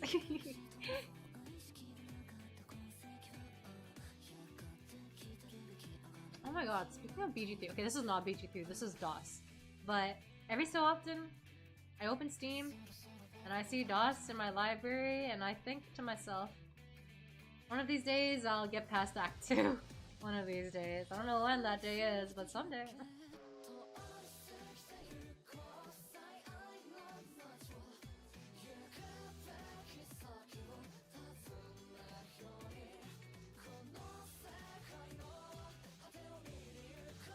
Your curiosity hasn't peaked? Let's go! Success! Alright, so I am a huge phone reader, so I got the game on my phone. But you can also get the game on Steam. I don't really read when I'm on my laptop, so that's why I only have the phone version. However, I heard the strat is that if you get it on... So if you buy the game on the phone, you can't like redeem it on Steam. But if you buy the game on Steam, you can redeem it on the phone afterwards in the app. So that's something to keep in mind, depending on like if you're a PC reader or a phone reader or both. Little strat. I think one of the earlier choice of games or interactive fictions I read was Choice of the Robot, which is also kind of like sci-fi. You know, I know I was just saying I'm not a fan of sci-fi, but you know what? I guess there's just a lot of good sci-fi stuff in interactive fiction, I guess. But yeah, Choice of Robots was very good, and that came out like a long time ago. And I think I tried checking it out again a few months ago, and it still held up to time really pretty well. I remember crying when I was playing that, because I was just so attached to my characters. Or not even my characters, I was really attached to the character that my character was like interacting with. So basically, in Choice of Robots, you build a robot and you kind of like go through the story with that robot.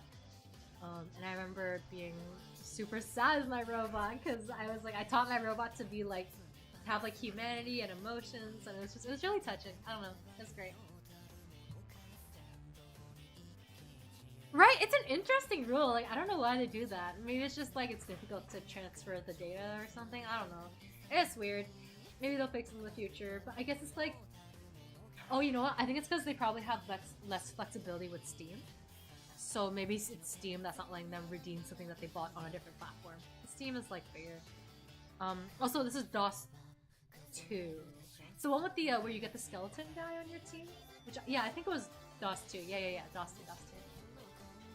I'm in Act 2 still, and it's so long. I swear, Divinity feels like a longer game than Baldur's Gate. Because I thought I spent like so long in Act 1, and then I went to Act 2 expecting it to like feel the same. But it never ends. Act 2 never ends. Just keeps going. Oh my god, I love this song. I haven't heard the song in a while. This was such a big, I think this was like a big Danganronpa music video song back then.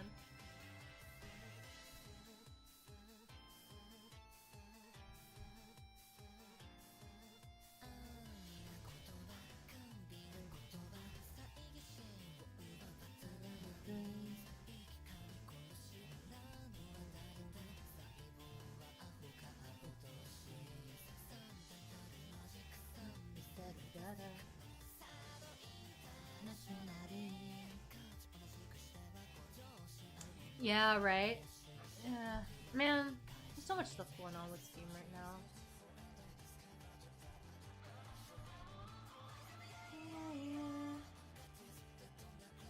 Like, there's that whole like censorship thing, which is like not it's the card that's like causing this issue, but like it's affecting Steam, so that's a little sad. I don't know, I hope that gets worked out.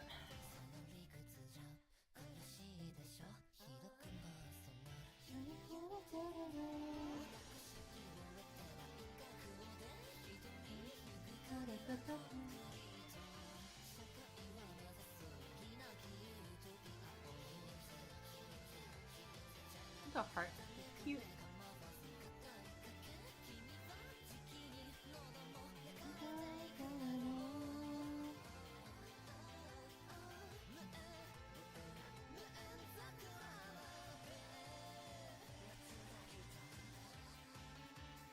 Act 3 is longer? No heckin' way, dude.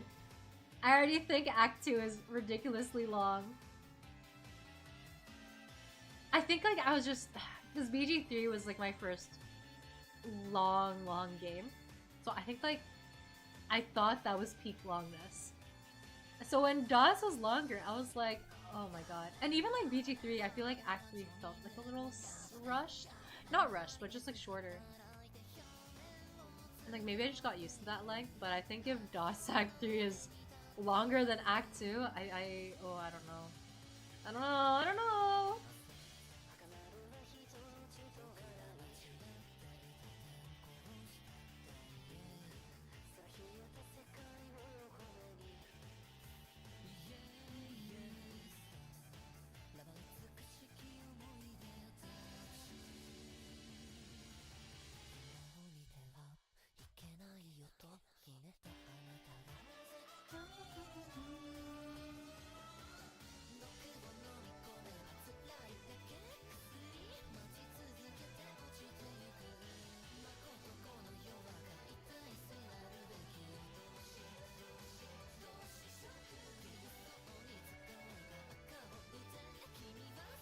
Okay, wait, hold on. New plan. So, when I finish the upper body, I know I said you can go to 100 line afterwards, but I do want to show the Epic 7 gameplay a little bit. So my thinking now is, when we finish this upper body, we quickly go to Epic 7. I already did my dailies, but we can just do like a little quick run through of it, and then we switch to 100 line. We might end up stopping at a weird place today though, because usually every time we stream 100 line, it's like about 4 or 5 hours, because like we stop at the end of every combat, right? And I do want to keep with that flow, but we might end up ending at like 2 a.m. We'll see how we're feeling later.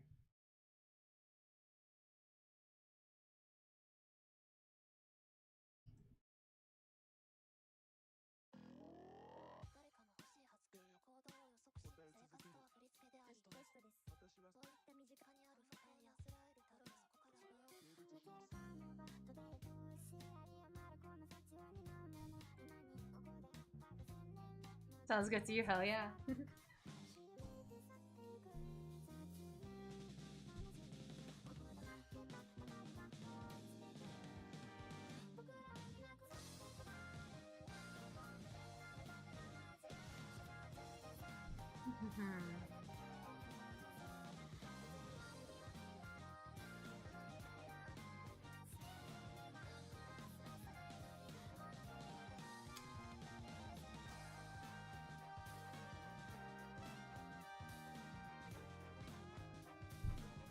I do like the hand-drawn feel of this chain, but I'm just gonna see how it looks if I use a brush. It'll make it look cleaner. Where's my material brushes?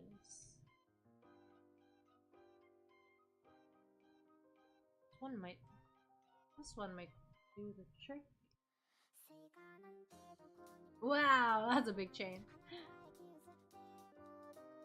A little too big.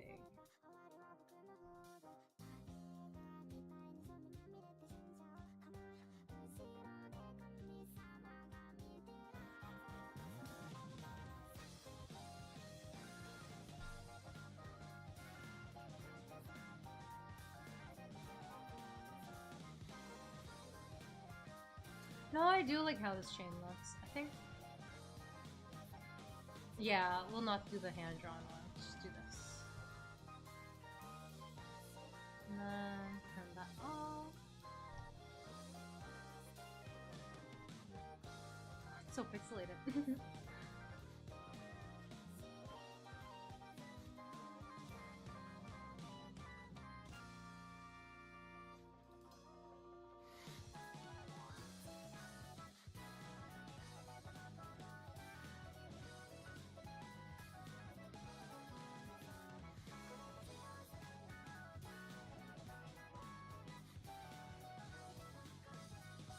Plan on buying your PS5. Yo, let's go! What game are you looking forward to playing the most on the PlayStation?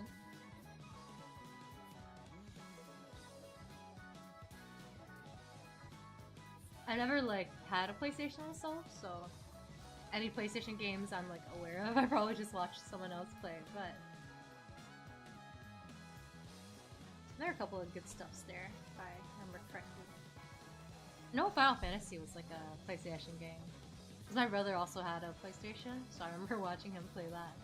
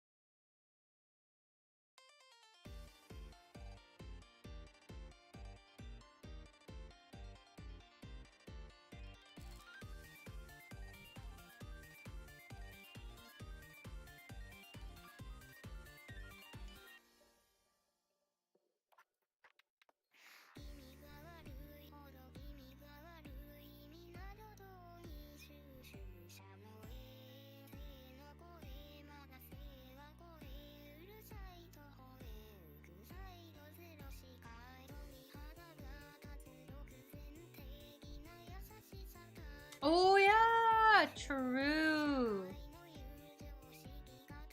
Yeah, those are some classic games.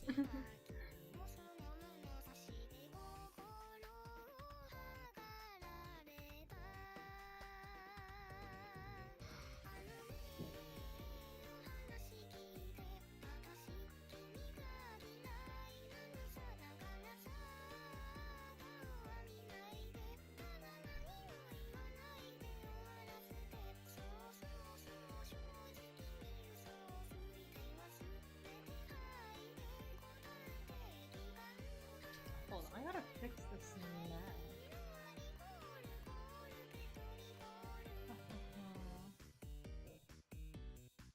Rather, I fix this necklace.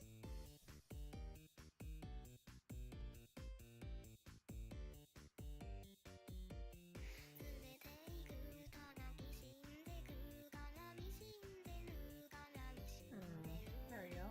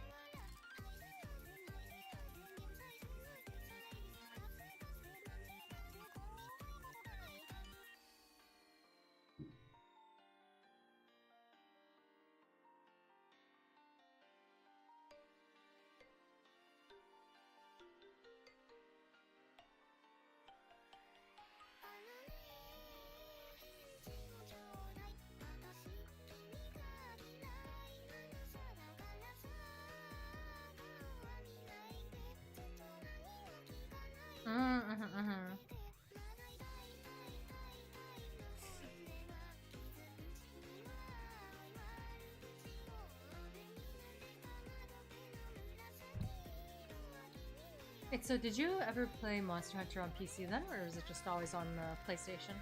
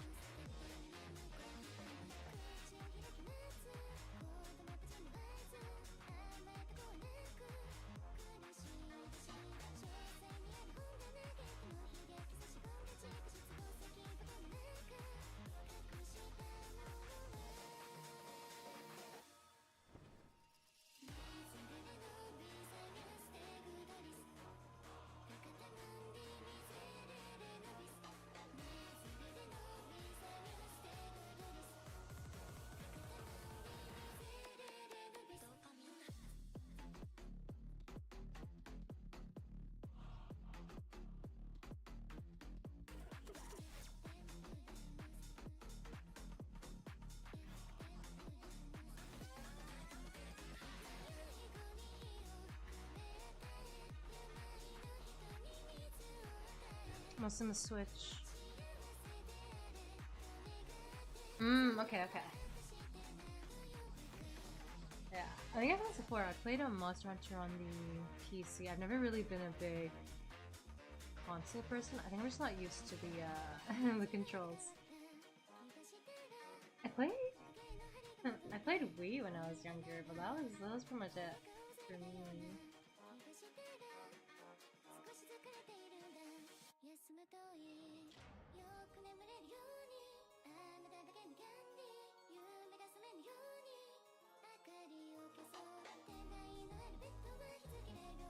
It's got some shading on this necklace.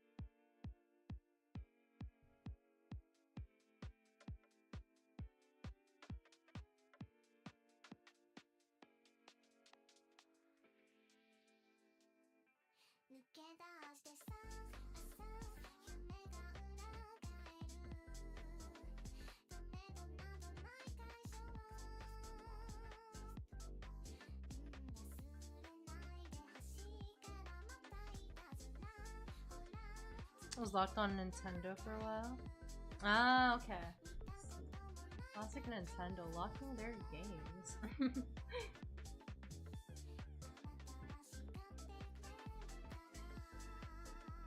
I have a Switch Lite, but I heard there's like some wacky stuff going on with the Switch 2.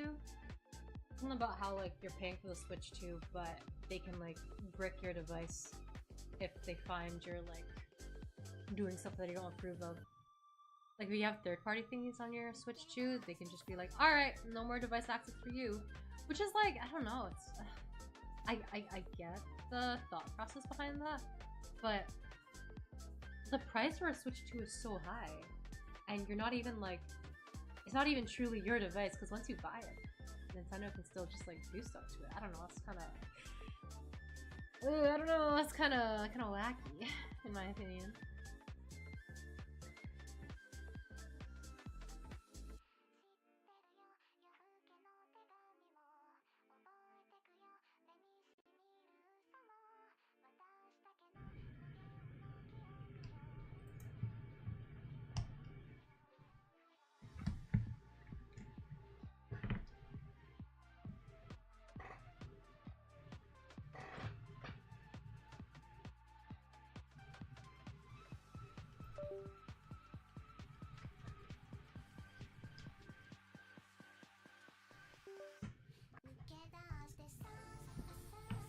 Ooh, okay. For a moment there, my tablet was like, I'm gonna disconnect. I don't want to do this anymore. My tablet's not even that old. It's like maybe 3 years old? Which is like, I feel like that's still pretty young for a tablet, personally.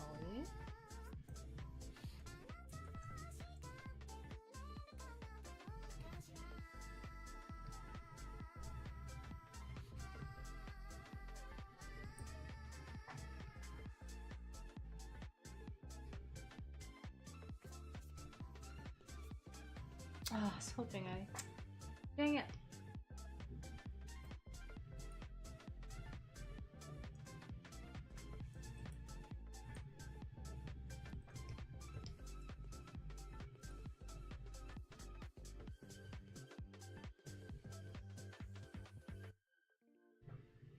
Person got the device. Wow, that's crazy. No, it's just yeah. Okay, first off, this whole censorship shenanigans going on in the UK and the States is wild. That's very wild. And secondly, it's like you're paying for this, so what? Why are they? Why are they able to like affect your stuff?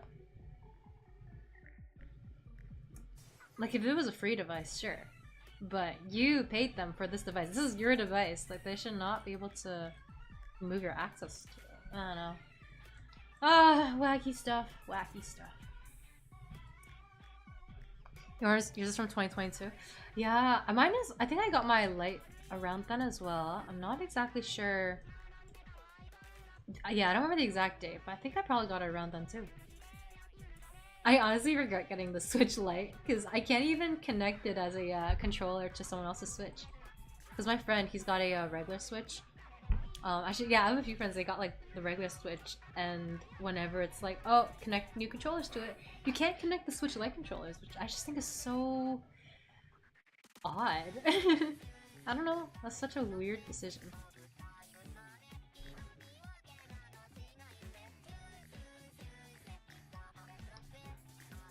Like I know it's supposed to be like portable and stuff, but like, really, what is the difference?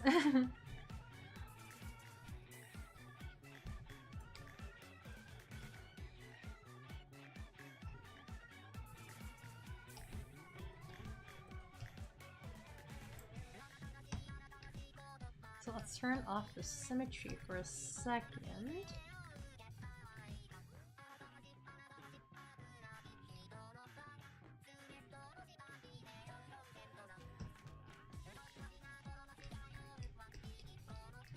There we go. That looks so much better.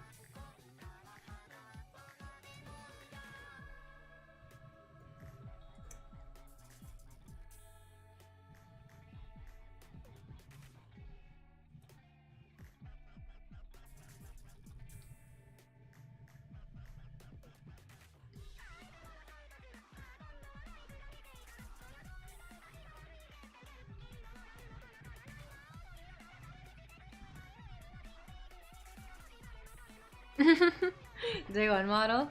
Yeah. I guess you've been taking care of your Switch then, huh? Mine is like definitely not a day one model. I waited a bit before getting it, but I don't play on it that much, so I think that's why mine is chilling.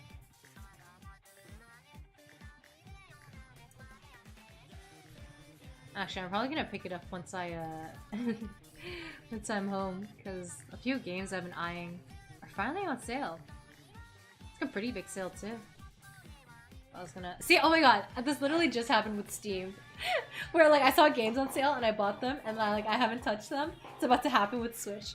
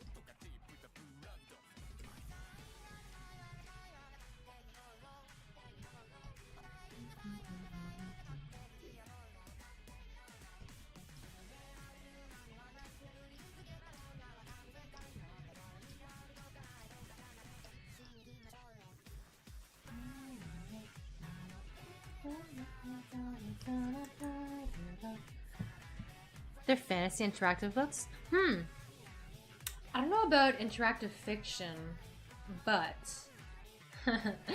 so Otome games. Technically, Otome games are interactive fiction, and there are definitely fantasy ones of those. So I guess yeah. But definitely none of the like written interactive fiction that I was talking about. That's a little too niche for books, or sorry, for the Switch. I think it'd be cool if it ever came on like the Kindle, but ooh, I don't think that's happening anytime soon. I have a few recommendations for like fantasy Otome games on the Switch though. Like I really enjoyed Cafe Enchante, Cafe Enchanté, I think. That one's got like a lot of fantasy in it for sure. Cupid Parasite is more mythology than fantasy, but I'm a big fan of that one too. Actually, yeah, come to think of it, a lot of Otome games are fantasy, especially the Switch ones. There's this one of the games that I was just talking about that went on sale that I really want to get is RIP. I forget the full name of it, but I think that one is not necessarily fantasy, but that one's like folklore. So that's gonna be interesting. But yeah, there's a lot of fantasy Otome games on the Switch.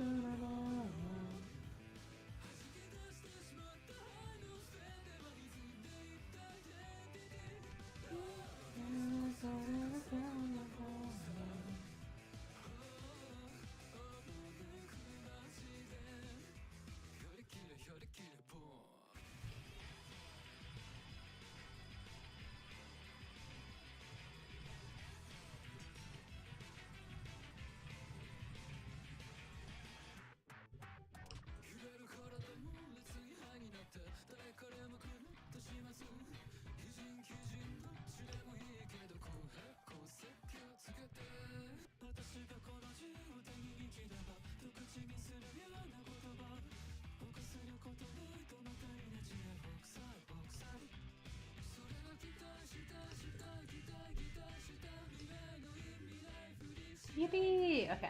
No, I think I can make this a little darker. No, okay. Oops. So.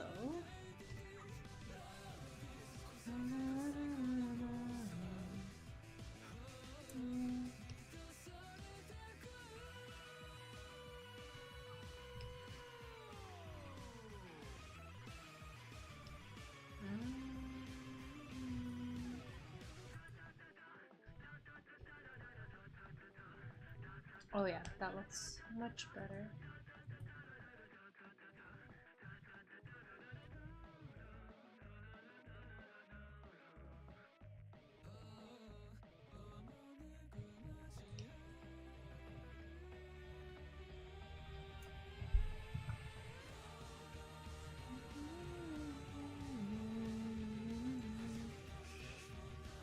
Okay, arm time.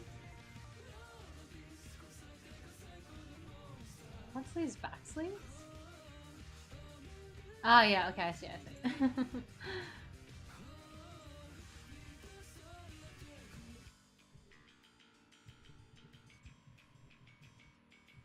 See, translucent stuff is always tricky for me, but we'll get this. We'll get this. Oh, you know what? Hang on, hang on. I'm cooking. I can just do a little clipping layer.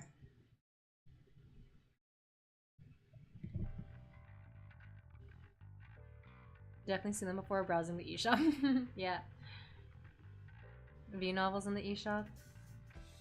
Yeah, like I think definitely if you want indie games, which I feel like a lot of visual novels are, Steam is definitely the better place for. I kind of want a Steam Deck. Sometimes I wish I got a Steam Deck instead of a Switch, to be honest. Just because there's like a lot, in my opinion, I think there's like a lot more games on Steam that are like up my alley. I think there are a few, like, I guess more indie, smaller visual novels, but they're definitely not very well known. There's this one I was eyeing. I can't remember what it's called, but I remember it had really pretty art, and it was on the Switch. I had it on my wish list, but I don't have my Switch with me right now, so I can't find what the name of it was. But yeah, there's definitely not as many on Switch for sure.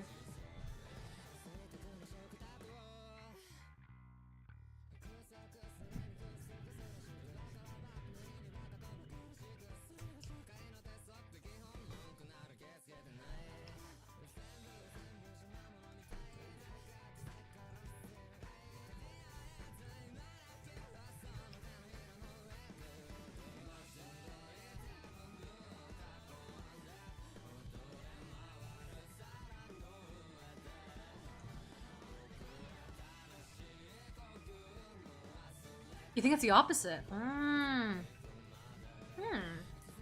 Yeah, to be fair, I don't like just browse the eShop. Usually what I do is I'll search up a specific genre or a specific like keyword, and I'll just browse what's there. So I can only really speak to otome games and visual novels. I'm surprised though. I thought Nintendo would curate their stuff a bit more. So that's pretty, yeah, it comes as a surprise to me.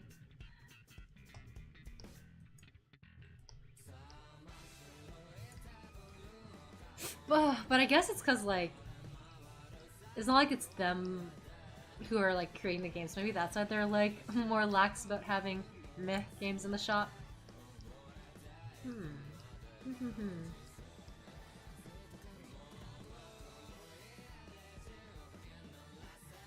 Oh yeah? You're intimidated by the Steam Deck price? Actually, how much is a Steam Deck? Because I don't remember. This was something I looked into a while ago. When I was deciding if I should get like a lighter Switch Lite or not. Steam Deck price. Oh my god! Jeez!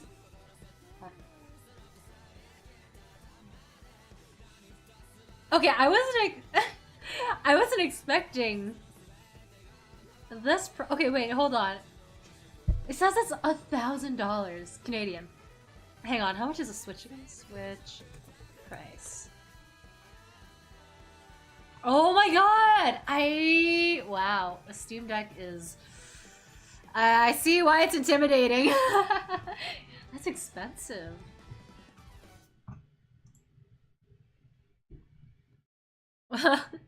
Uh-huh. Oh, did they? I don't know. I just saw the whatever showed up on first. Let's see. Steam Deck prices. Let's go on the official Steam site to see how much it costs. Oh, yeah. Okay. The newest one is like... Actually, wait. Yo, I'm getting scammed by Best Buy. I was looking at the Best Buy price came up, so I was looking there for the Steam Deck price. And Best Buy was putting it at like $1,000. Maybe that's like after tax and stuff, but like... I just went on the actual like Steam-powered store page, and it's... I don't want to say it's only $800 because that's still a lot of money, but that's like a $200 difference from what it's being listed as on the other retailer, so that's crazy. But yeah, I do see the older one Is this older or is this just a smaller version? Could be both. Oh, no, no, no. This is just, it has a less space, that's why. The one with only 256 gigabytes is $4.99 Canadian. And the most expensive one that I can see here on the site is $8.19 with 1 terabyte. And I don't know about the older ones. I can't... They're not showing up just yet. You have to scroll further down.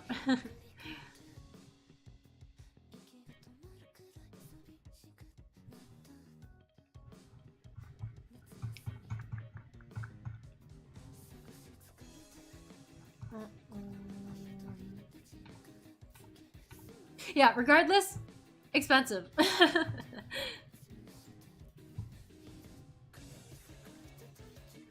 Streamer money? No, yeah, my fake doubloon dollars.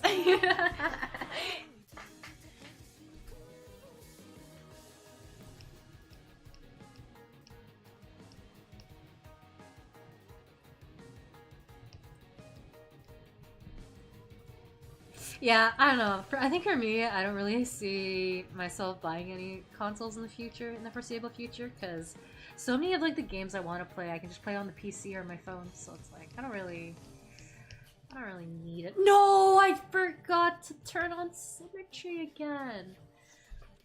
It's okay. I didn't get that far in.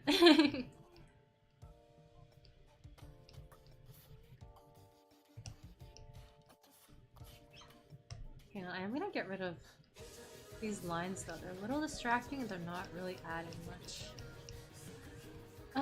Yeah, that's good.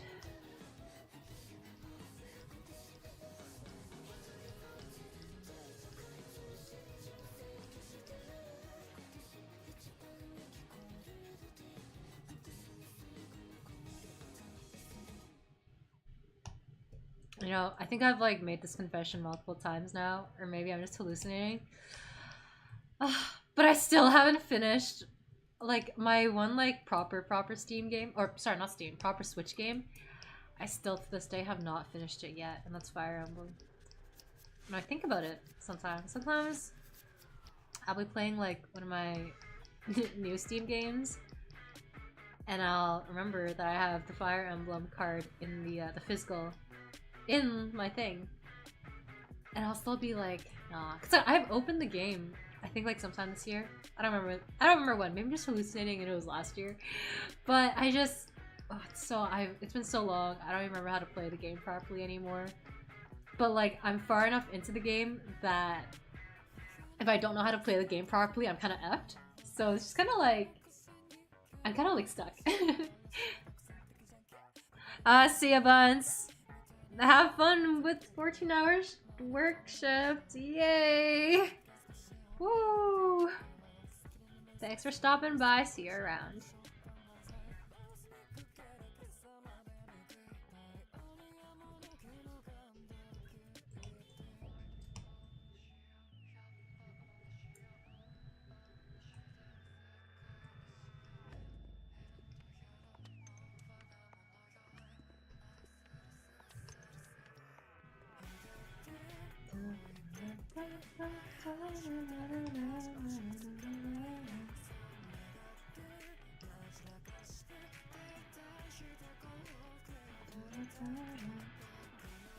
Oh my god, I definitely know the song, but who's... Let me go check. Who is this? It's one of those songs I used to listen to all the time. Okay!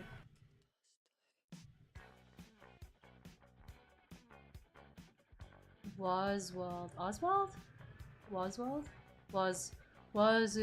Yeah, Oswald.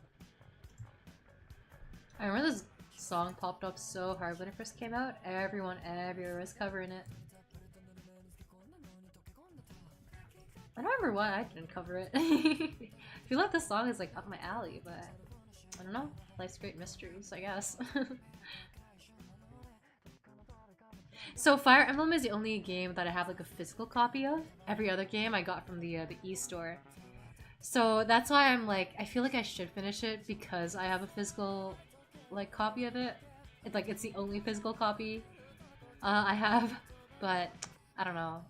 Like I said earlier, it's been so long and I'm at the point where I feel like if I get back into it, I should restart because I don't remember how to play. I think, if I remember correctly, I think the reason why I stopped in the first place though was because I was like rushing through the game, so I didn't grind enough for my units. And eventually I got to this one stage where my units were too weak, but I didn't have any way of making them stronger, so I was just kind of like stuck there unless I restarted to earlier, which I did not do. I think that's what happened. That sounds right.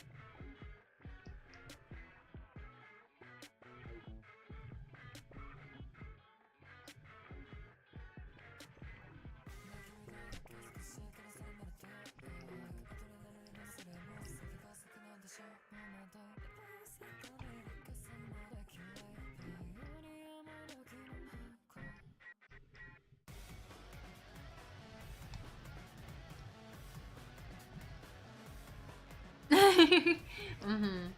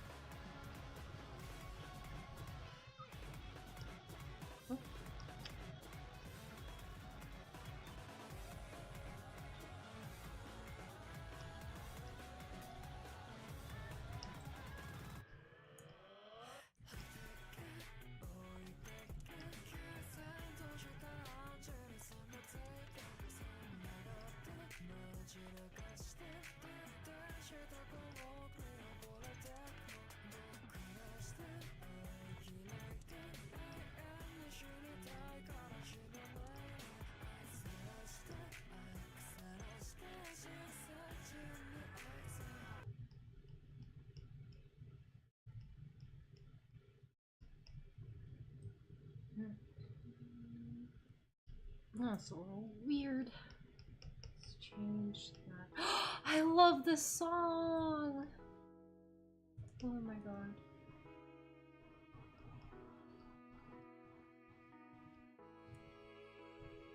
I think this one I tried recording like an a cappella version of it in the past, but I never finished it. It's so pretty.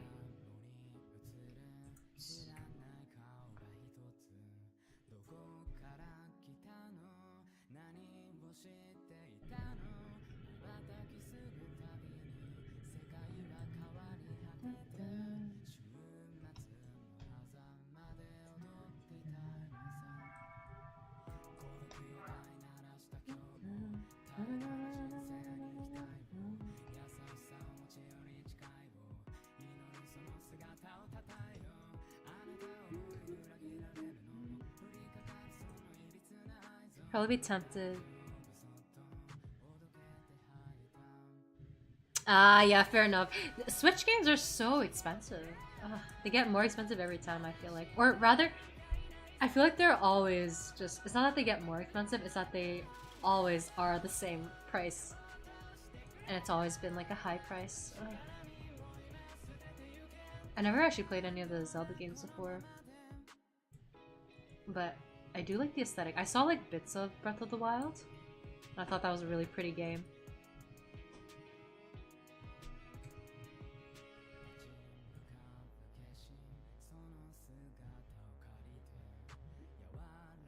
Actually, wait. Yeah, the extent of my like playing Zelda games is in Smash. Playing Zelda or Link in Smash. And like occasionally Ganondorf maybe. Very rarely.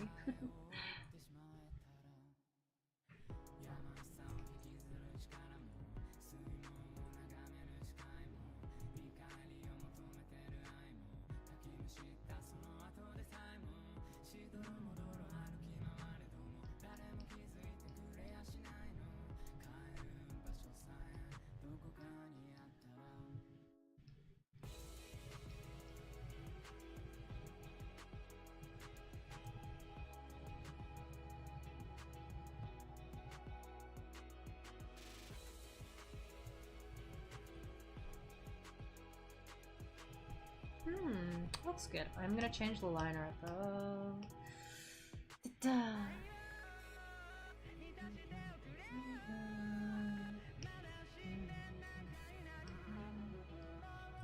Ah, no! Clip, darn you.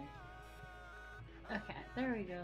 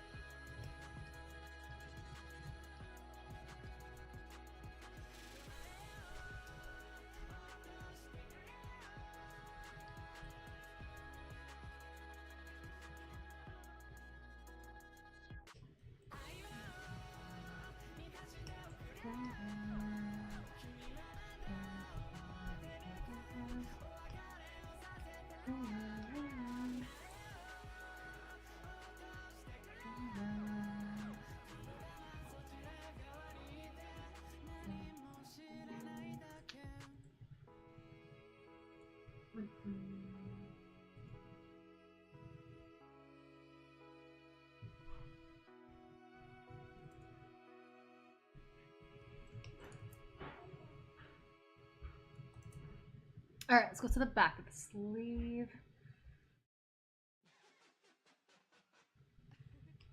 And then we'll do the arms after all the sleeves are done, I think. 50%.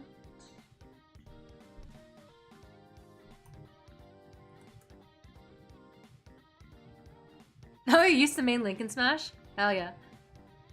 Link was fun. I liked him because he was... Because I like playing the light characters because I think they're quicker.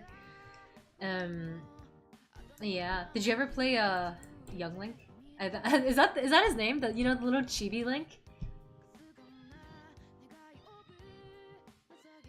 I always played like my main was Sonic. I never played him like a lot because I don't have Smash. I played it on my friend's Switch. But Sonic was my goat.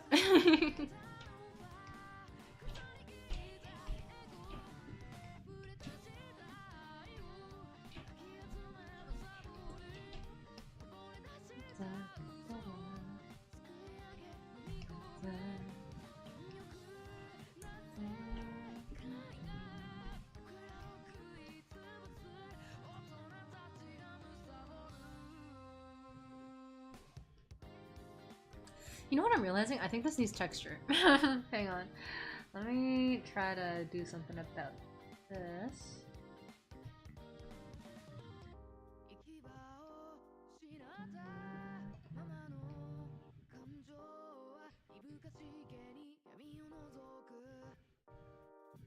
Oh yeah, see, it's been so long since I've played Smash. I think my brain started like merging the two links, or sorry, the two like smaller links.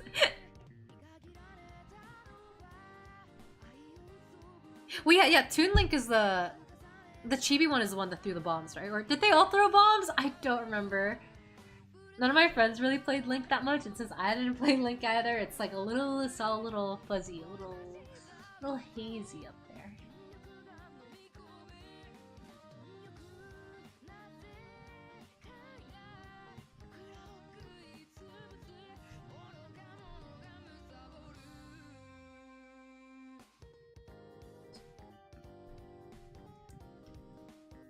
Okay, let's see.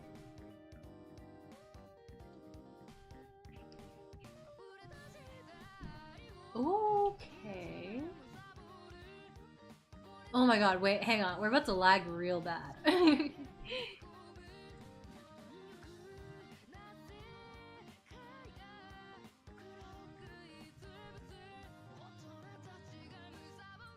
Okay, I do like this texture, but symmetry tool is not doing it here, so we're gonna turn that off. What does this one look like? I haven't used these textures in a while. Is this better? Let me see. Zoom in, zoom in.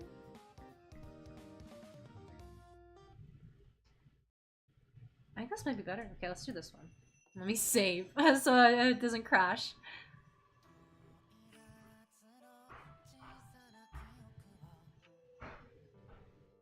You wanted to main Sonic? Fair enough. Was it because he was he was only melee? So you didn't like that part of it? For me, I just like loved that he was speedy. And I think like I don't know, I think I just felt that his abilities were just really satisfying to hit. I didn't really play a lot of ranged people now that I think about it. I played like maybe Pit if I was trying to cheese people and just like spam Pit and Lucario if I was trying to cheese and just spam the arrow and aura balls. But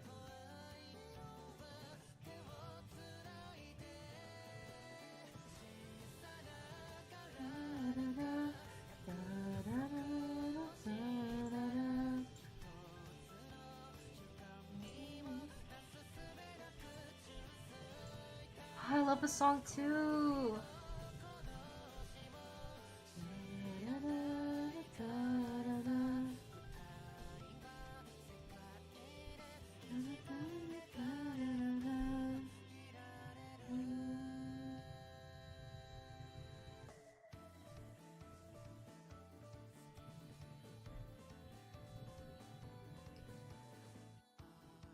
Let's also do 50 on this actually.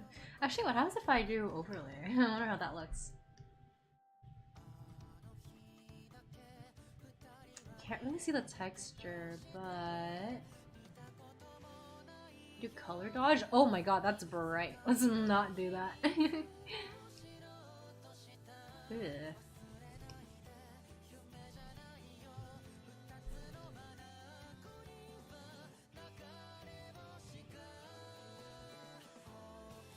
No, let's just do normal. Normal at 50. I think. Yeah. That feels good.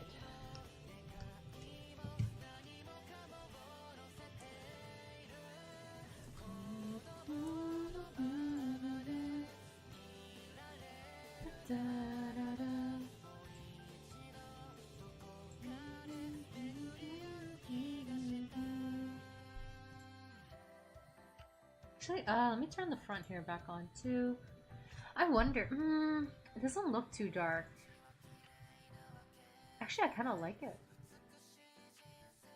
If I do multiply on this, ooh, I do like that actually. Maybe a little too dark though. So back to 50.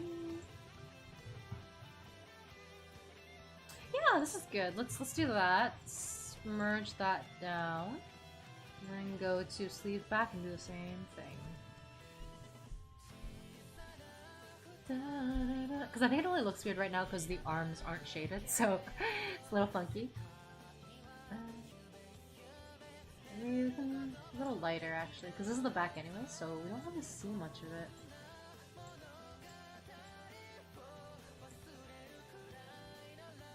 Actually, I like 20, but actually I like it being a little lighter. Yeah, let's do 30. Let's do 30. 30 and then 20 here. Nice little balance. Nice.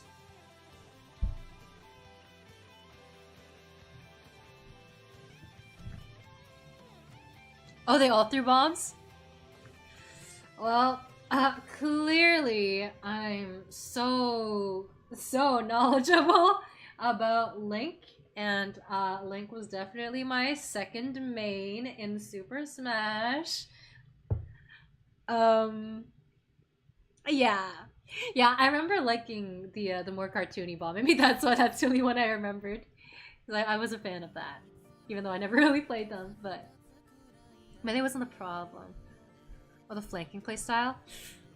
Ooh, sort of. By flanking, do you mean like the running either from the side then grabbing? I definitely played Smash as like really casually, so I'm not like super clear on all the terminology and stuff for sure.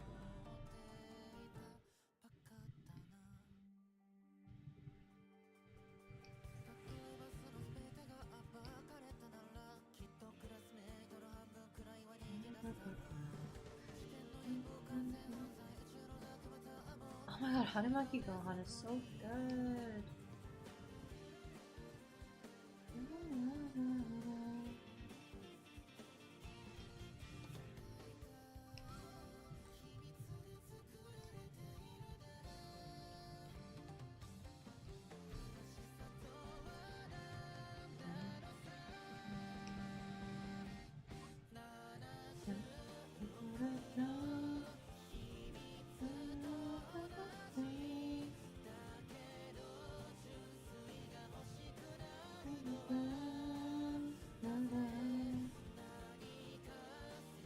Oh, yeah. Okay, okay, yeah. That makes sense. That makes sense. Yeah, I do like doing that.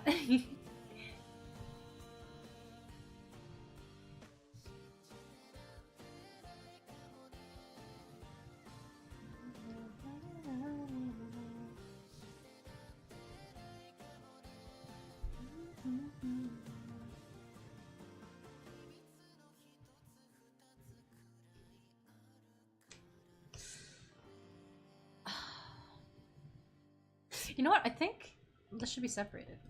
Let me do that. The more I think about, yeah, the more I think about, the more I think. I'm pretty sure these should be separated. Uh,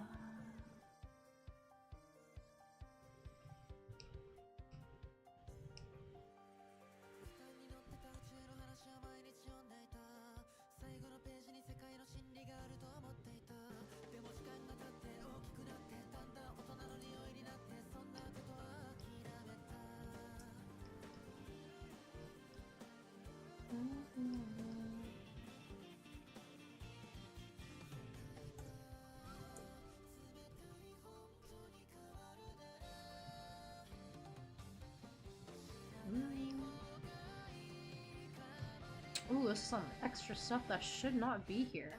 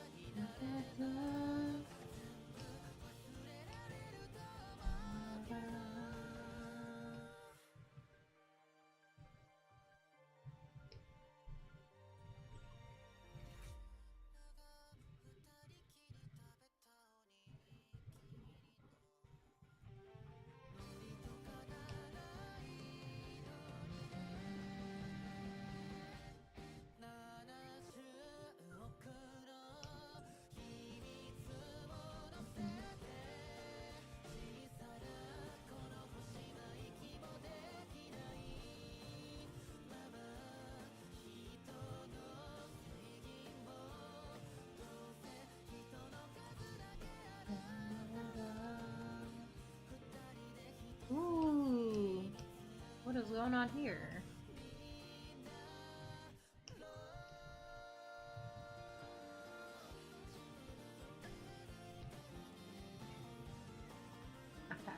Oh, merging layers is always so nerve-wracking, especially when they're translucent layers. Okay, I'm gonna merge these. This one I will not merge just yet. Just do a little bit of shading here. Oh, I need to separate these ribbons, eh? Yeah, okay. Joker and Sephiroth main? Hell yeah. I never played Sephiroth, but I played Joker. He was fun. I could be hallucinating, but for some reason Joker, when I think of Joker, I also think of Bayonetta. I don't know. Maybe it's just like one move they had that was similar. Because I know they definitely have pretty different, sort of different skill sets. Because Bayonetta has like a whole like giant fist coming out when she like attacks.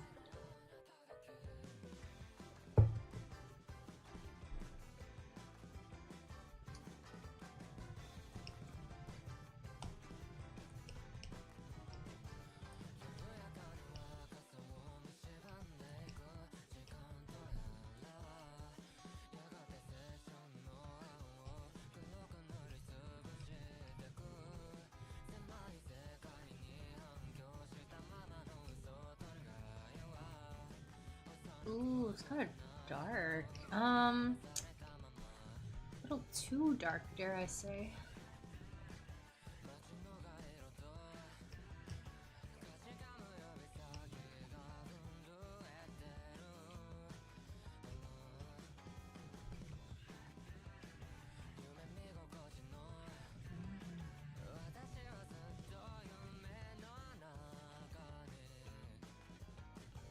I think these down here, I think I split into two sections. I'm gonna do the same here. So I'm going to do just that. Da, da, da, da, da, da.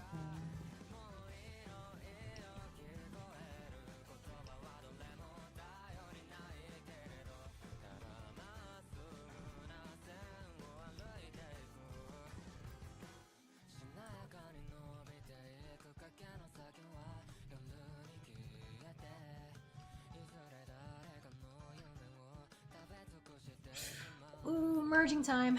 Okay. Then time to split the ribbons.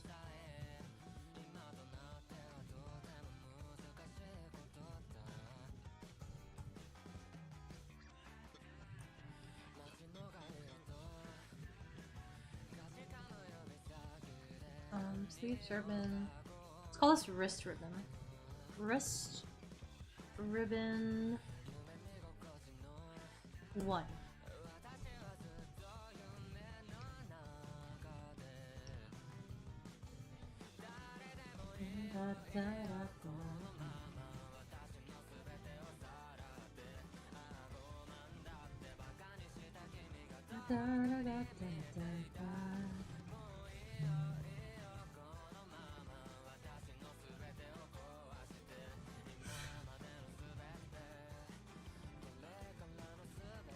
So they look at...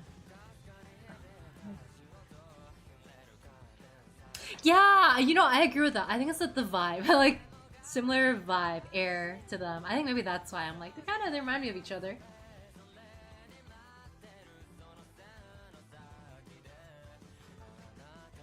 You're in suspense just by watching.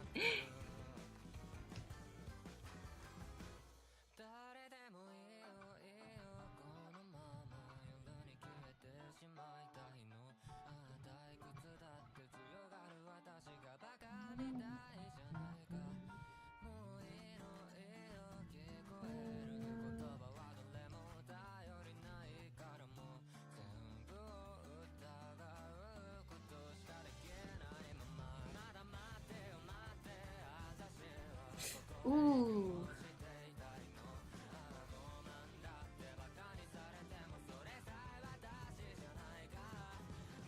No, this works, this works.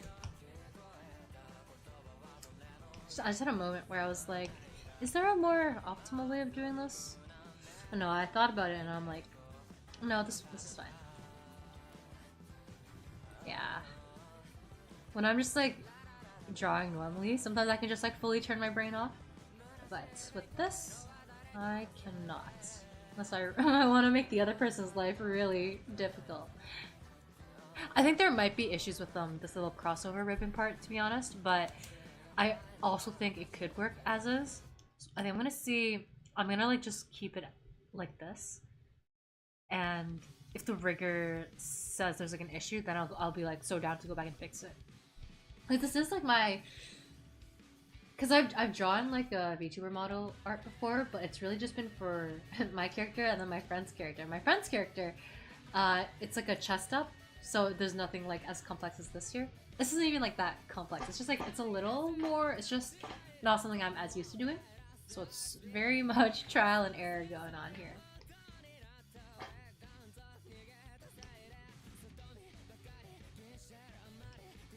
Let's separate these now. And then we can get to cleaning up afterwards. Oh my god! Kagero Day in like a week. That's so exciting. To this day, it's been so many years, I've never put out a Kagero cover on August 15th. One of these days I'll do it. I don't think it'll be this year because I haven't recorded anything, but one of these days.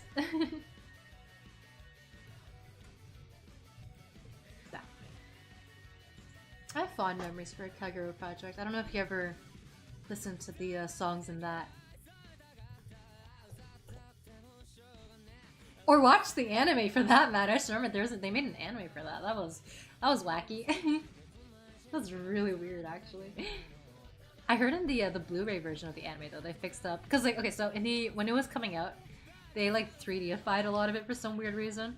But then I heard that in the Blu-ray version, they like made it back 2D, turned it 2D again. That's pretty hype, but I only know the 3D version because I don't have the Blu-ray version, so to me it's a little, the animation's been weird.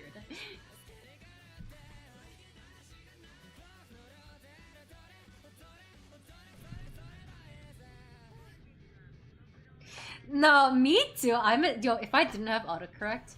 No, actually, honestly, sometimes autocorrect is the reason why I misspell, because they'll like think I'm trying to say one thing, but I'm trying to say another thing. But yeah, no, I feel that.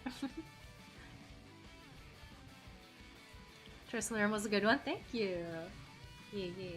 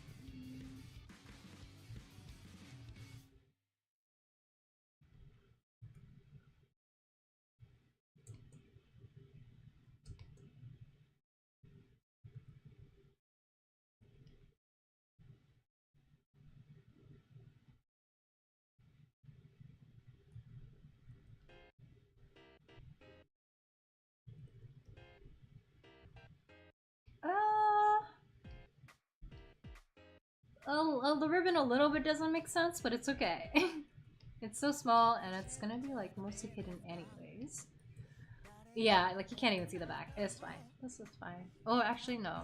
Just a little bit. Fix it. There we go. Yahoo!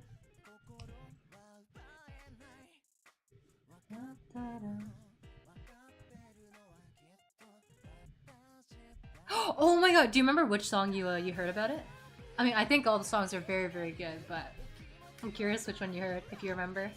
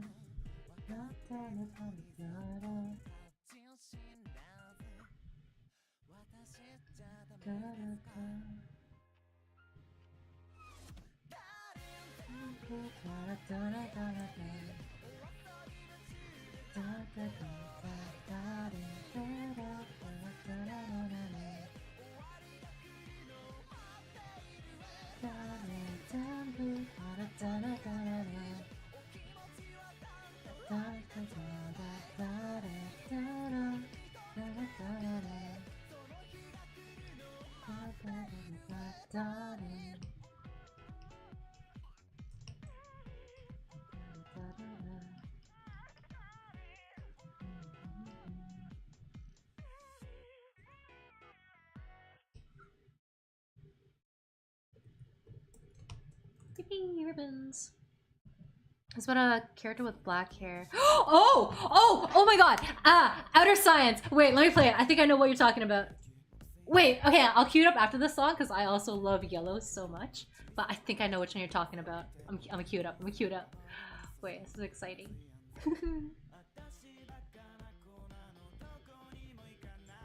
Add to queue.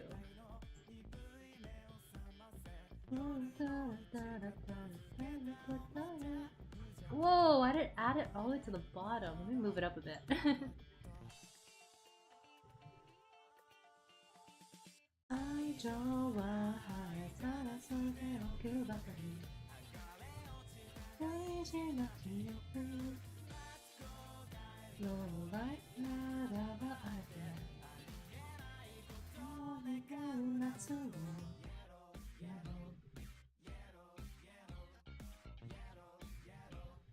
Oh my god, there's so many songs to move it above.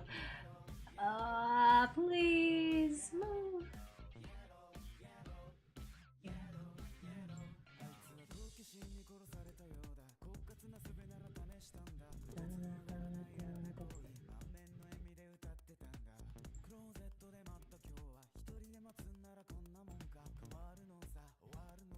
Okay, the trick is I have to move it up just like a few at a time, I think. It keeps scrolling all the way back down. No!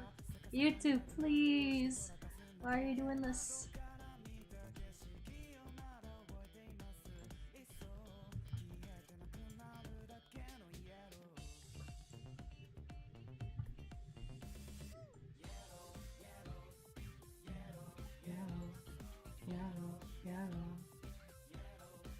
Uh-oh.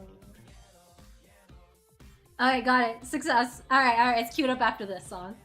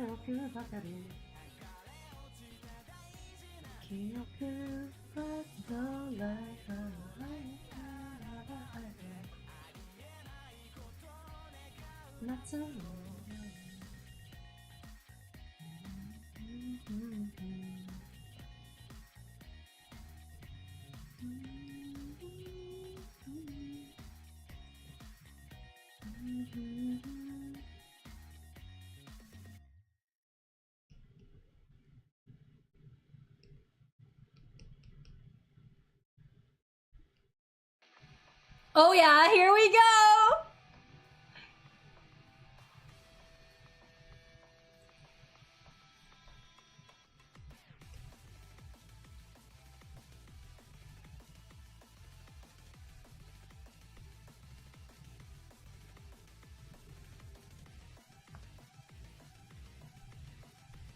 Yes! Let's go!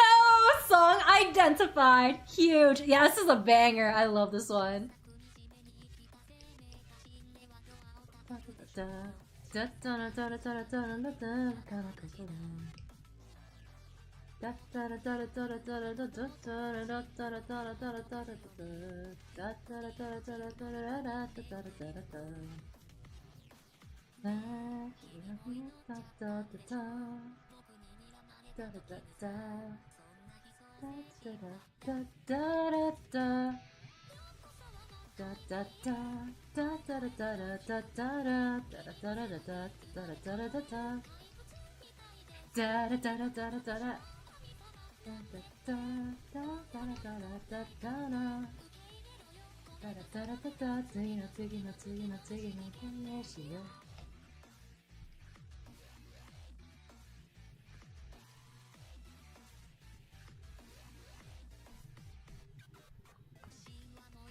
(2019? Yeah. What a throwback.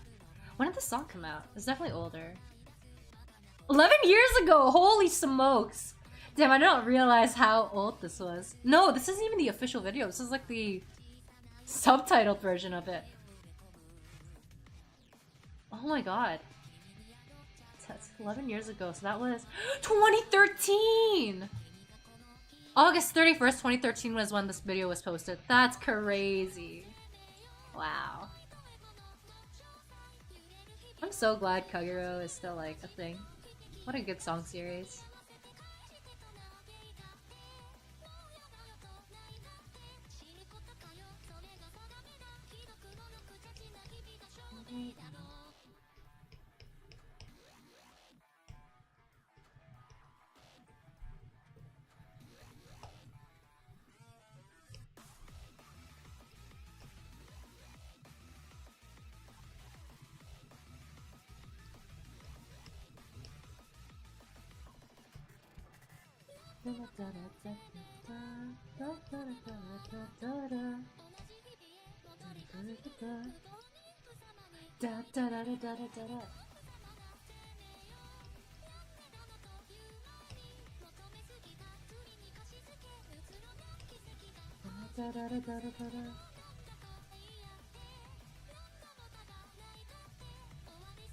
Wait, actually, I'm gonna play another one. Another Kagero project song.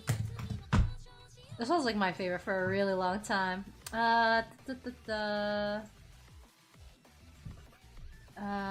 Yobanashi desu? Yes.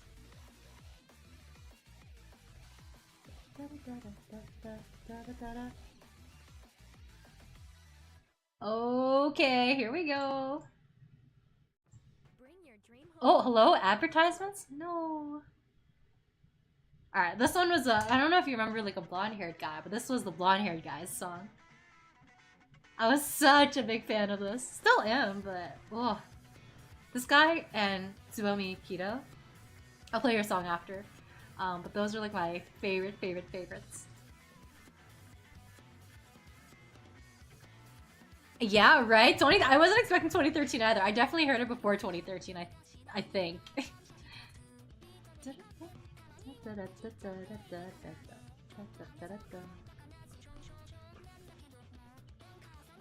I think I probably heard this maybe like... You know what, maybe... No, because like, I think a lot of the songs were out by the time I got into it, so I don't think it was 2013. Can't remember when I started. Probably, if I go back like far enough in my art stuff, whenever I first started drawing fan arts of these characters is probably when I started.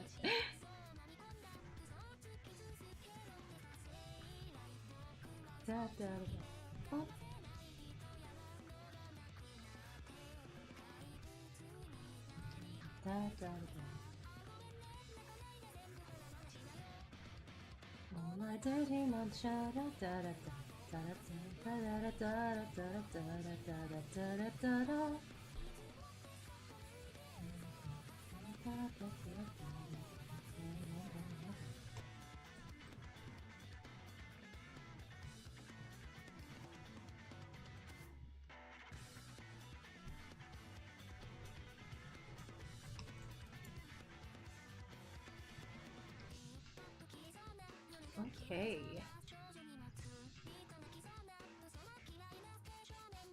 Okay, yeah, let's get on. Okay, let's do the corset.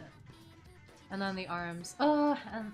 Okay, so there's like 3 parts. Arms, corset, and... Torso! Torso left.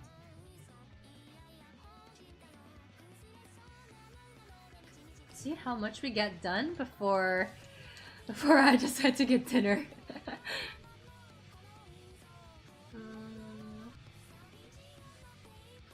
I want to do the corset before the arms, actually. I know we were just working on the arms, but I'm gonna do a little pivot. Corset, corset, corset.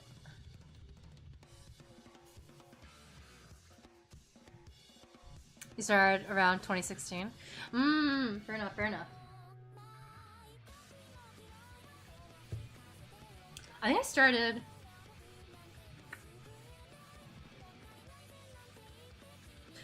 Ooh, I think I started like around 2010 was when I started getting into it, because I remember my brother was watching this one anime and I would like show up and be like, oh, what are you watching?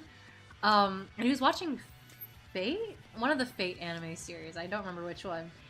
I think that's how I got into anime, and then from there it just kind of like spiraled to other stuff as well, like the musics.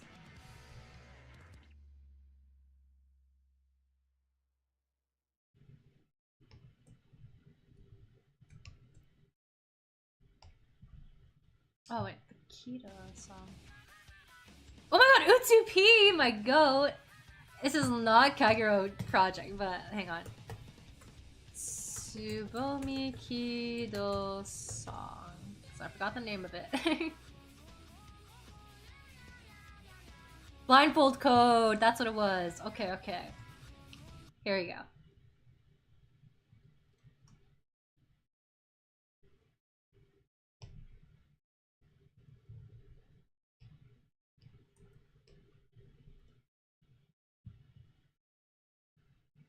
Yeah, wow, indeed. Oh, ooh, that was a big part of my life back then. Still is, I guess, but...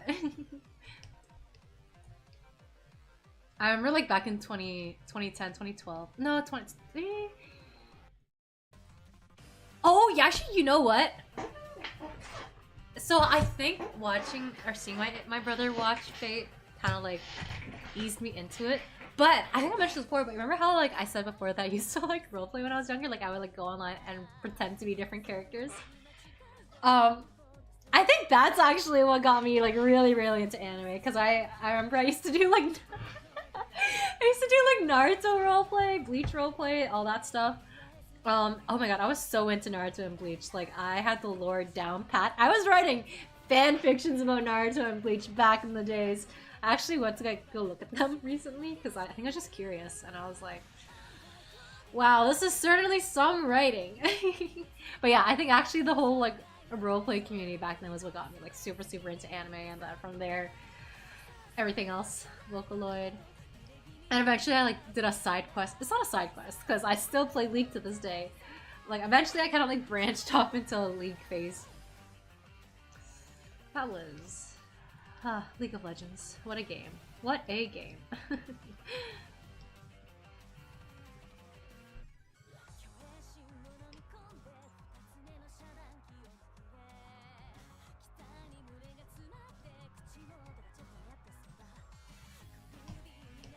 Oh my god, I was playing League, not super recently, like last week.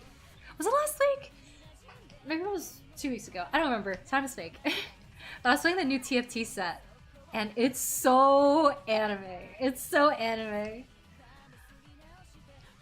Which like I do prefer it more than the previous set, because the previous set was very more like cyberpunky, which was like not bad.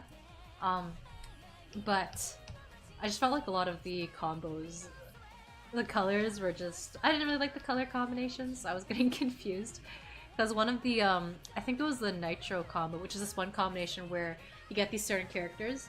I think if you had like 3 or more of them, you summon this like robotic thingy-madoodle that fights for you. But regardless, the units that you had to collect for that were like all orange, and then there were like other units that were also orange, and it was just like I was getting so confused. I'm also not really an avid TFT player, to be fair, so that might have been why as well, but yeah. There was this one TFT set, and I think it's gone now, but it was called Remix Rumble, and that one I'm a big fan of, because you can tell what your teams are based on the music that plays as well. So I was a big fan of that. Again, I'm not like an avid TFTer, but I play sometimes when I'm very, very bored.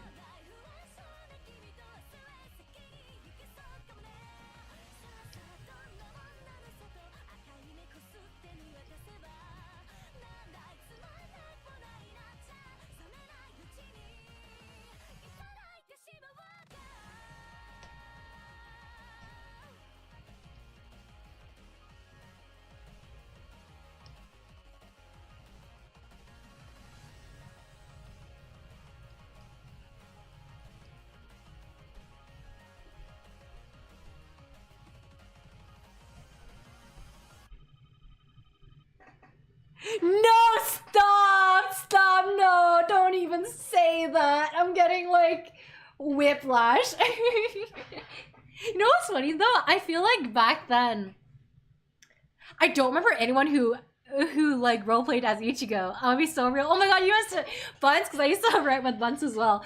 Because we were in the same community. That's how we met. So he can like corroborate this. Too bad he's at work right now. Rest in peace. But yeah, I remember like a lot of people loved role-playing as like the villains, like the super OP captains. Like barely anyone, I don't remember anyone who was like writing as Ichigo. It would be like Aizen, Gin, Toshiro. I don't remember their names all completely, but yeah, it was a lot. It was a time. I definitely spent more time with the Naruto stuff. Because I think I started Bleach afterwards. But yeah, and even in Naruto too. Maybe it was just like the people I was like role-playing with, but everyone loved like the... No, actually Naruto, I think there were more people who were playing as like the good guys. There were a lot of Akatsuki people though. Okay, I say this with full affection, because I used to roleplay as like some of the Akatsuki members. Like, you know Deidara? Deidara, my god, I was like roleplaying as that guy for like so long. You never got into League? My god, yes, Arcane was such a neat experience. I completely agree. I feel like I ascended after watching the finale in season 2. Do you keep up with any of the cinematics that League puts out? like the Noxus stuff, because it's not really like a new series. I'm sure they're working on a new series, but this is more just kind of like cinematics for the game itself. But if you haven't been watching that stuff, I recommend it. I think you would like it because it kind of like continues off of Arcane. It kind of like it just follows Mel. Right now they're doing like a different storyline. They're going into like Ionia, which I think they kind of covered slightly in Arcane, because like I think Ambessa briefly made mention about like invasions and stuff. And that was definitely in reference to Ionia. But yeah, cool stuffs.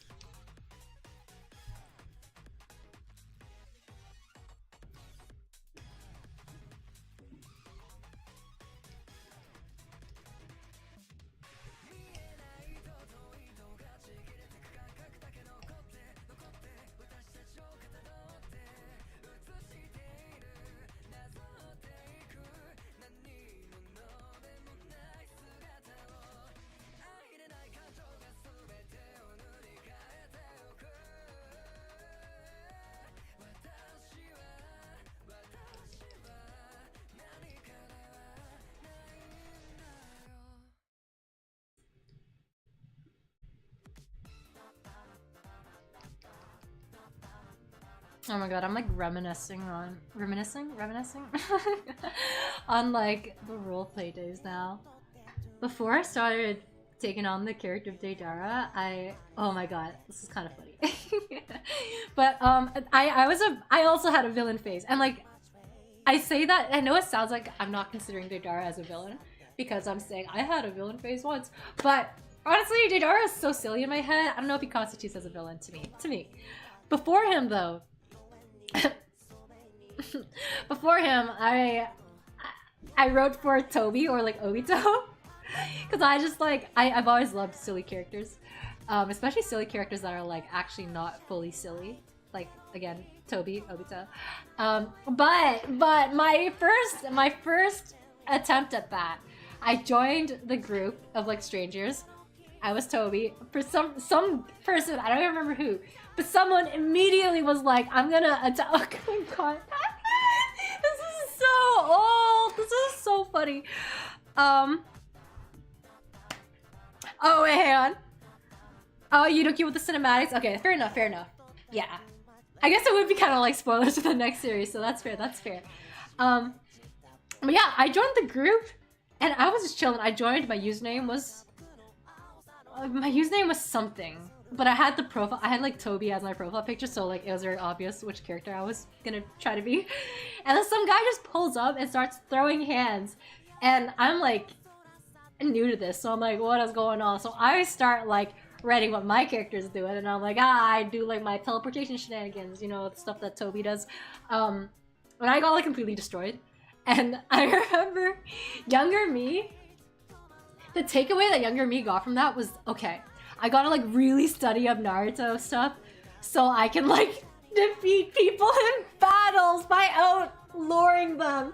Cause like in my head, I was like, the reason I lost was because I wasn't familiar enough with all of the jutsus and like Naruto knowledge and lore and stuff. So I like became such a freaking hardcore like Naruto studying person. I was such a Naruto nerd after that because I would like read the wikis religiously. I would like rewatch scenes, reread parts of the manga. Yeah, I was really big into that back then. But I was also so embarrassed with that loss that I was like, I can't be this character anymore, and that's when I pivoted to Deidara. Yeah, that was a really embarrassing loss. So looking back, it was really funny because I took that so seriously back then, but anyways, good old times. Yeah, this is some hardcore stuff, dude. I took it so seriously back then. I was like treating it like freaking tournament arc, where it's like if I lost, it was over. I like could not show my face again. I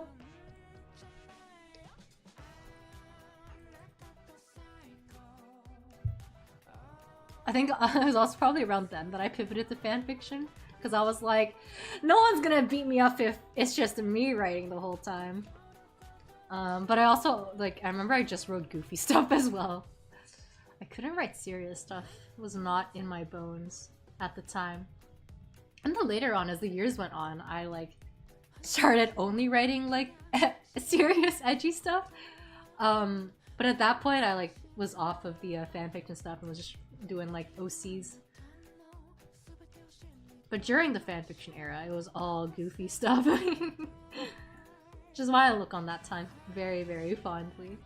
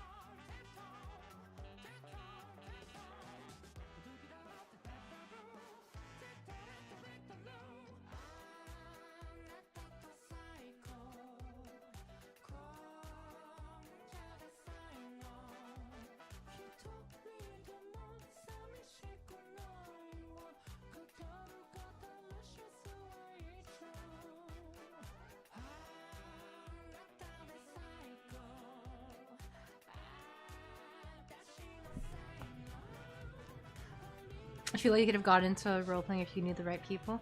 Yeah, I think like for a lot of people, or rather, I think the two ways you get into it is like yeah, you get dragged into it by like friends or like people you know, or you just stumble across it and you're just like, what's going on? This is fun. I'm gonna try it. I've definitely seen people from both groups.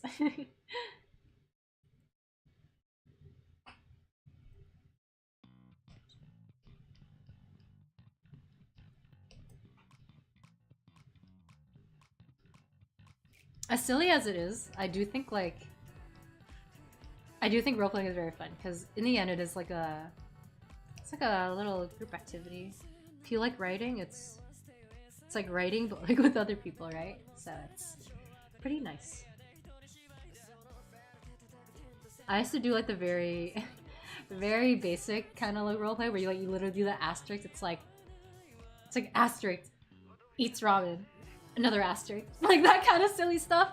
But over the years, as I grew a brain and understood that those are not grammatically correct sentences, I started writing like more grammatically like correct and just like longer bits, and like I found that part really really fun because I've always liked writing. So yeah, feels like you're doing like a whole little interactive novel with other people. Maybe that's where the interactive fiction like phase came from. Maybe it started from roleplay and just like extended. Oh my god! Wait! Side note, I can't believe I didn't even say this yet. I saw the auto concert, right? Like I think I mentioned this last time, like very very briefly when Jeff was in here as well. Oh my god, the auto concert was so good! So good! She was making jokes at the end about how like she should come back in the wintertime and like go skating because I live in Canada, right? And it was like it's a very hot summer this year. Thank you global warming, very cool, wowzers. And like honestly, yeah, if she comes back in the winter, I would be ecstatic. So hype. I wish we could take pictures, but they were very strict about like no pictures allowed, so I was like, I guess not.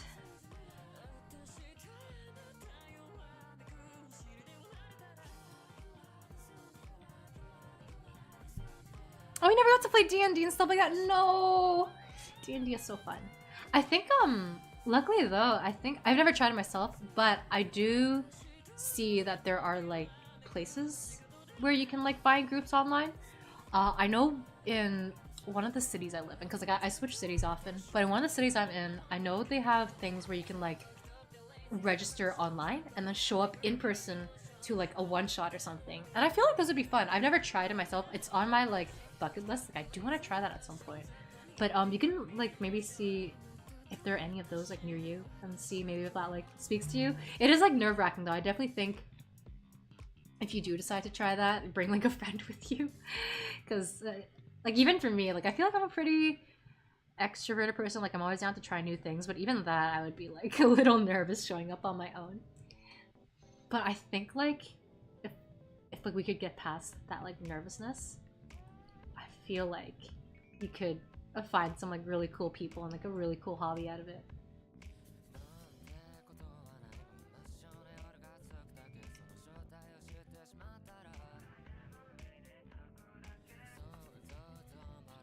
Yeah, thank you. Yes, I had an amazing time at the concert. I got really emotional at 2 points because one of the songs that Otto did is Value, and I love Value. I love the message in that song, and I love just how that song sounds. So I was really happy that she sang that. And the other one was, I think, Hibana? I might have gotten the name wrong. It's like the da da da da da da da da. Wait, I can't sing while there's another song playing in the background. It's like conflicting in my head. But those two songs, just because I just feel really fondly towards them both.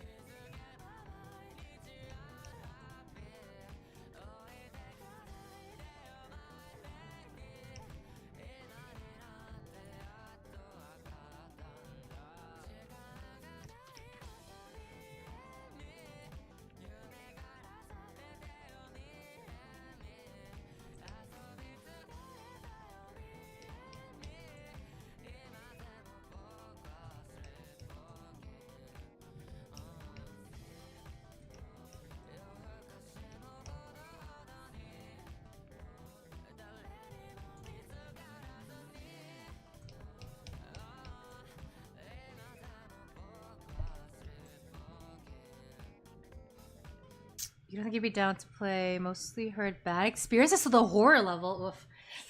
Yeah, that's fair. I've definitely seen people talking about that on like D&D horror stories on Reddit and stuff. I feel like I'm an optimistic person, so I want to say, because it is true that usually like if something bad happens, you're more likely to talk about it than if something good happens online. So I like to think that like bad experiences like that aren't super common, and it's just they feel common because they get talked about the most. But I do get that it's like sometimes it's better to just not risk it at all, because sometimes a really bad experience like sticks with you. So I get that.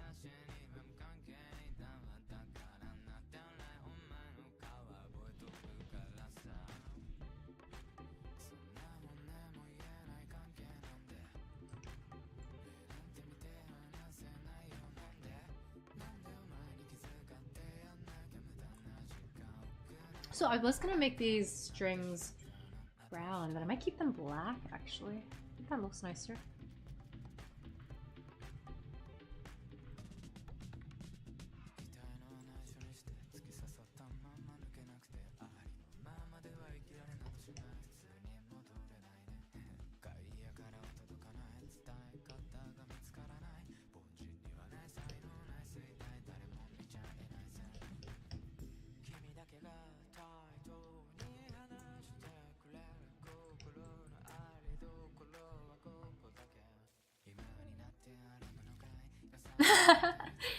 No, she didn't sing Crime and Punishment. No.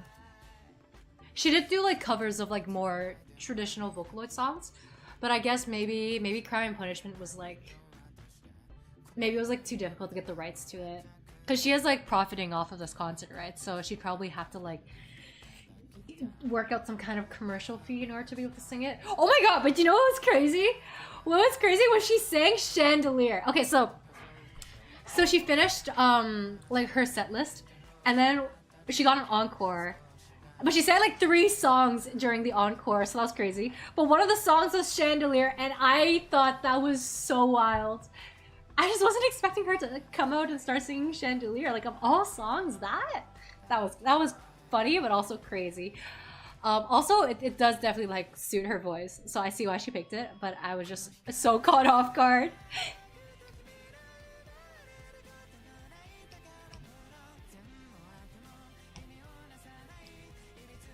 What's your favorite auto song, if you have one, or like a top 3 kind of situation? I was very happy because I love Usewa, such a classic. It's definitely in my top 3, and she sang that, so I was very happy about that.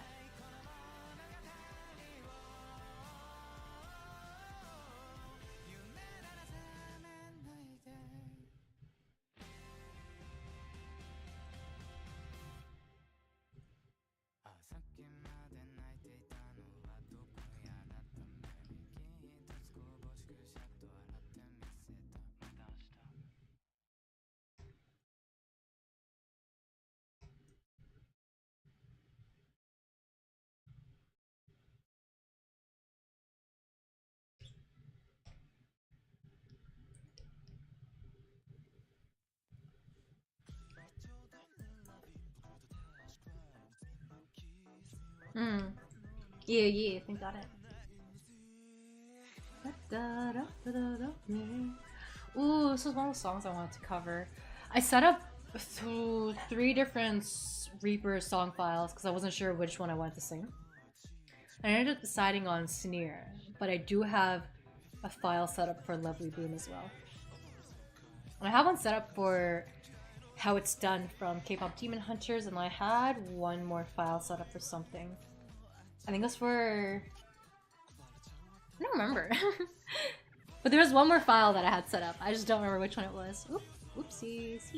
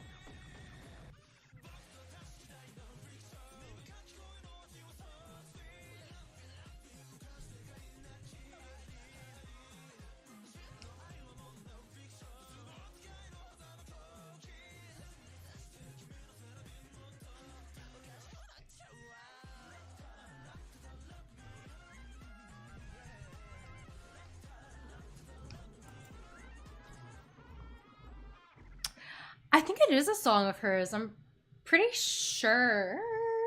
I'm like 97% sure that's an original song of hers.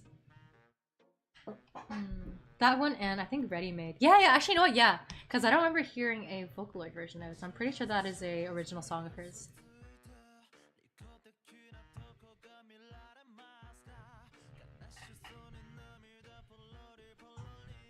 Oh my god.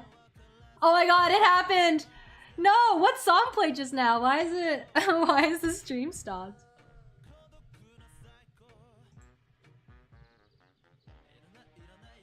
Oh, you know what? It was Eve. It was the Eve music. No!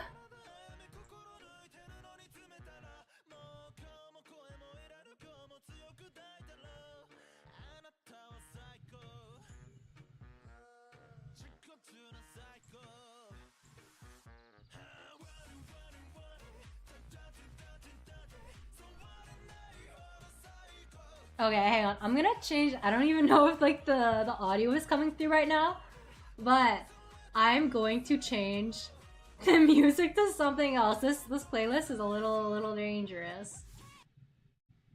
No fruits, my goat would never. I'm gonna go back to no fruits.